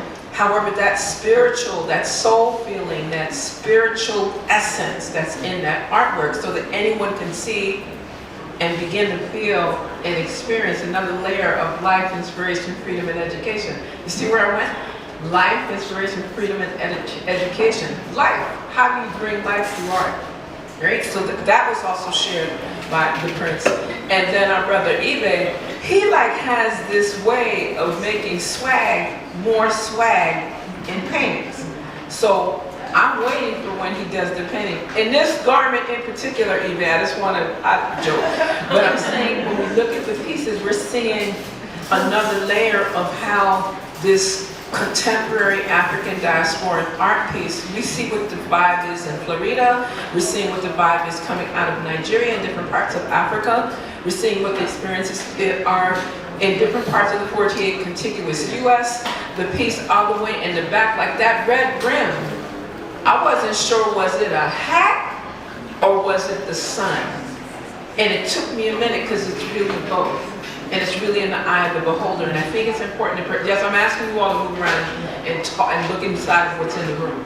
Not just watch me, even though I'm glittering. And then we have the piece by our illustrious, and I'm going to keep harassing her, she doesn't know it yet, but Savannah Whitson did this carnival piece. And for those of you that have not experienced Carnival in the Caribbean, but let me do my little plug. Carnival in St. Thomas! I'm just saying, you really want to at least go for Juve. If you want to experience Juve, that's a little bit more free. But then you look at the parade, you always want to show support for the children. and have that day parade with the children, that day parade with the adults, which tries to last for 12 hours. Sometimes it starts late, but we're working on that. But I think that you need to look at that painting so that you can get like 4 layers of what the young artist here, Savannah, brought to the table. I'm going to ask her to speak to that in a second. And we continue to go through this fall because Brother Idris, see, some people got a little bit lost. Thank you, Brother Idris, in the corner there. Let's give him some. But his photographs, and it's really a very delicate language. I think it's important, as he shared with us, that persons recognize that yes, oh wow, it's Ethiopian sister. Oh, she's beautiful. Oh, she's got her hand on her chin. But there's other things that are going on in that picture, and I think it's important for persons to take time to learn about those women that were able to live and move beyond female circumcision, right? And that were successful in not being circumcised and still being married and being able to shift traditions of old, right? In contemporary times. So I don't want persons, once the barista crew is a little bit on the other side, it's important to be able to see and experience, speak with the artist, masterful photographer and videographer, Brother Idris in that regard. And then again, there's a continuum of Brother Ibe's work. And then these 2 pieces, and I have to come back and ask Lego to share the artist's name because these pieces on this side, I have twins, so this is personal. That broomstick with the male and the female child, I have a personal moment, because we tend to say broomsticks and bruja and all of that, but broomsticks clean the corners. I want to highlight the thing that I saw. They clean the corners, they know what corners to clean and speak, yeah? And they also give flight. So I just wanted to highlight that it's important that you take a moment, the sister Kaula, her piece that people might think, oh wow, that's a lot of geometric shapes, but I need you to recognize that she has all of the Ifa tradition and the carriers of that tradition in that particular painting, down to what you might think is just red and white pieces of rectangular shapes. Each one is a door.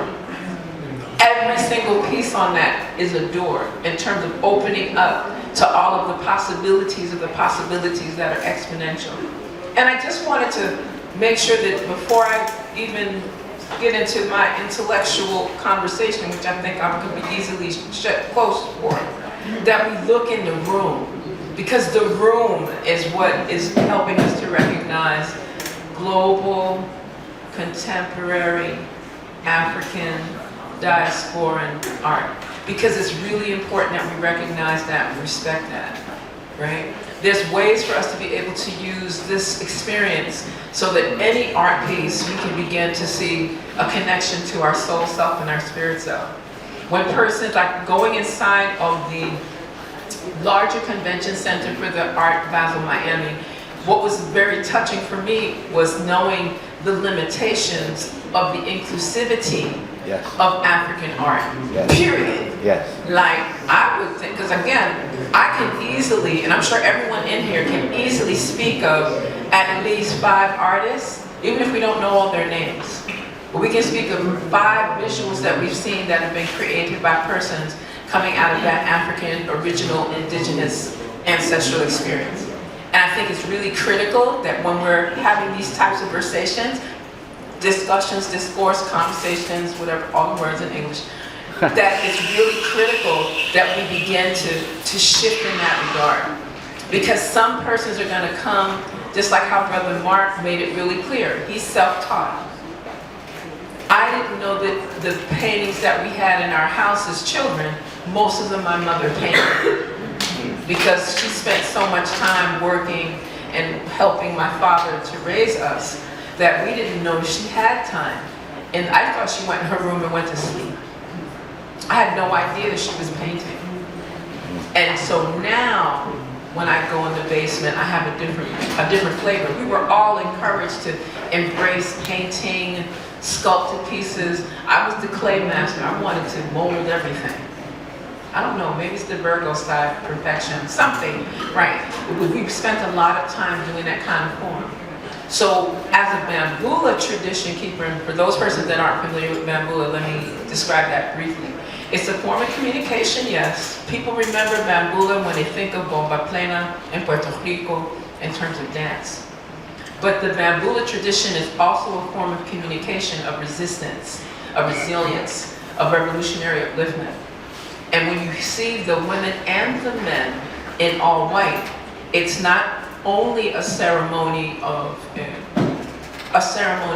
honoring the earth plane of engagement, but it's an initiation where we use the arts. All of us have to know how to design and paint in the sand and the dirt to communicate with ancestors.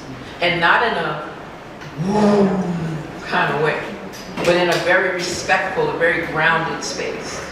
We also have to know how to make our attire. So most Bambula tradition keepers have to know how to make their skirts, how to make their frocks underneath their skirts, how to tie their head ties, right? So there's an art that's even connected to that. You have to know how to design those particular pieces. And you also need to be able to sing on key. Highlight that, on key. So you can't just be singing like, well, Bambula, you have to be Bambula, eh, Bambula, eh, Bambula, eh, Bambula. You have to know how to sing to reach people to their heart, their soul space, right? And you have to also be able to direct and design the space. So when people come into a Bambula, it's not just pitch fire in the middle of the dirt. You need to know how to pitch the fire in what direction. You need to know how to communicate with people with spoken word and with silence. You need to know how to be respectful of our ancestral sacred traditions to the best of our ability, right? So like part of what we're doing, and that's how come we were really excited to have the support. There's a lot of people in this sponsorship list. I'm going to leave that part to Brother Ledlow. But I want to focus on the members of the Miami Beach community that actually see the importance of supporting this particular resurgence. Because this is reparatory justice in a lot of ways. Reparations is not only money. It's going to be healing our relationships.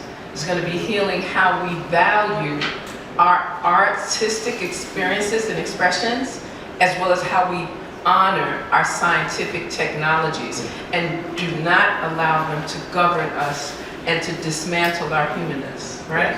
It's all of that, right? So it's really important when we're speaking of this global, contemporary, African diasporan art piece that we welcome some of that. And that's why for me, as much as I want to show all the pictures I got, I think that if we take a moment and find 2 or 3 in here to resonate for you and share that experience with other people that may not be in the room. Whether you do it through social media, Instagram, or whatever medium you use, or even if you just take a video of yourself to be able to have that as a shared experience for the artist. So that the artist too, because the art is fabulous, but the art becomes alive when we give word, sound, power, energy, spirit to it. Otherwise, it's just something on the wall. It's just something we have. You know how you can come into your grandmother's house and you never notice that she had an altar in the front of her corner? Okay. Did you? No, but I didn't know. I thought my grandmother was purely Catholic. So I didn't realize that she actually had shrines in her house, and they were artistically designed shrines down to the color, down to where she placed her biblical text and scripture, down to where she put the cups of water, down to what kind of cloth she put on the chair. Because I was like, I can't sit in the chair. I can't sit in the chair. It's a chair. Not knowing it was a chair for an ancestor. And we forget. I don't think it's that we forget, but we live in a society that forces us to not acknowledge.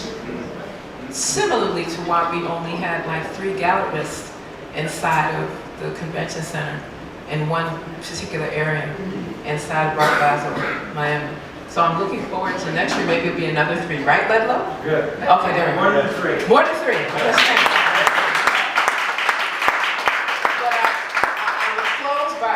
offering a suggestion that all of the different members of energies, organizations, alliances, and associations that are in here, I also, something that Ludlow alluded to that was not probably in my bio, so I want to make sure the persons are aware of that.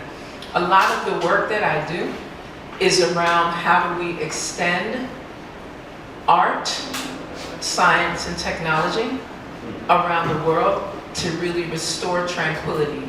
Peace is nice. Peace is really nice. But you know how they, pageantry, world peace. What do you like?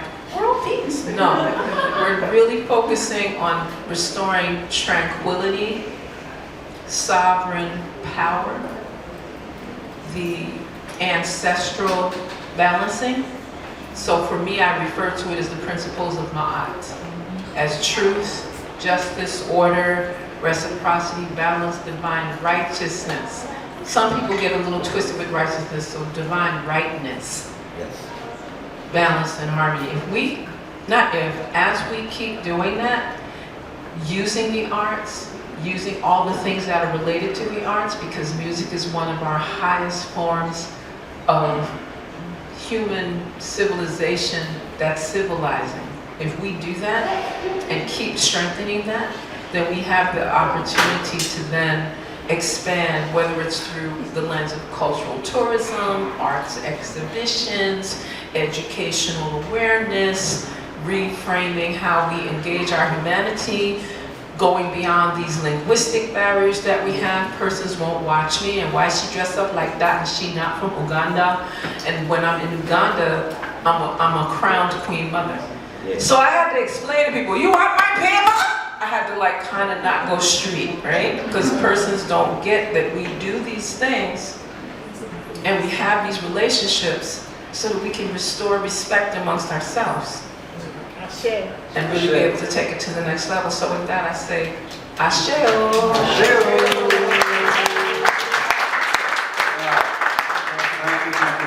Thank you, Dr. Chen. All right, you are welcome to stay for another hour. The museum closes at 5. We do have a after party in the Southwest at a very nice villa. So if you're interested in going, let me know. I want to thank the panelists again for participating.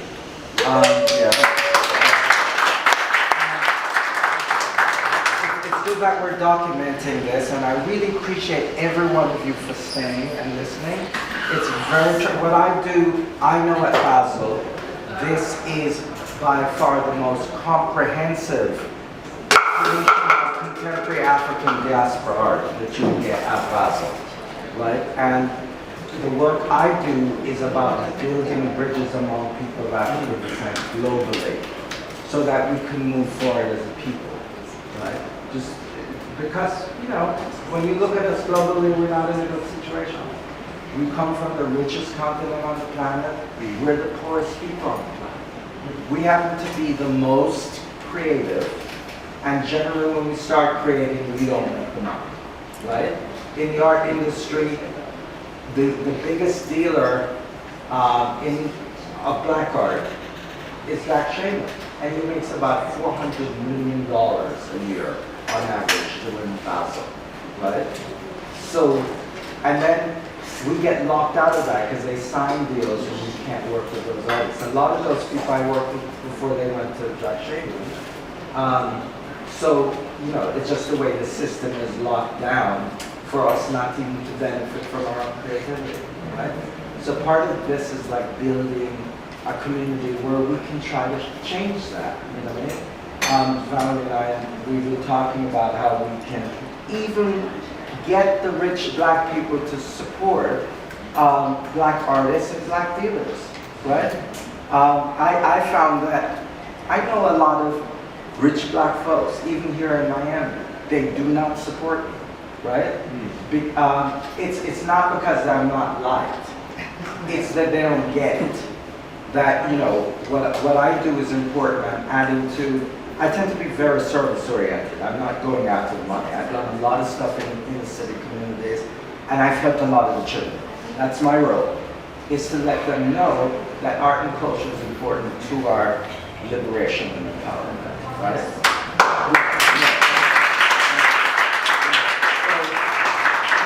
But the other part of it is alegría, right? As I say in Spanish. Black Euphoria is something I celebrate all the time. I've never been marginalized by white people. You know, I'm not rich, but trust me, I've lived well. And I've traveled, you know, I've traveled everywhere. I'm not afraid of the world, right? And I think that's what I try to teach the children also. It's important to go global because, you know, to travel is the best way of getting there. And then, as I said, this, if you look at this work in here, it's pretty dynamic. You know, so, and I'm trying to bring Africa in there as the base, you know, the Nigerian piece, right? Thank you, Julie Walker, for supporting all this. My young Ariana, I'm really all about what she does. It's incredible. In the tech space, we can do more. Kelly from DC, we're really trying to move it forward. Like celebrating, we want to do yard parties too, why not, right? Because, you know, the party we did was just Afro beats all night. You know? And these are all diasporic people, right? So thank you again for coming. I hope this was transformative and enjoyable. I'm going to ask DJ to play some Afrobeats to take us out. Thank you again, Dr. Chen.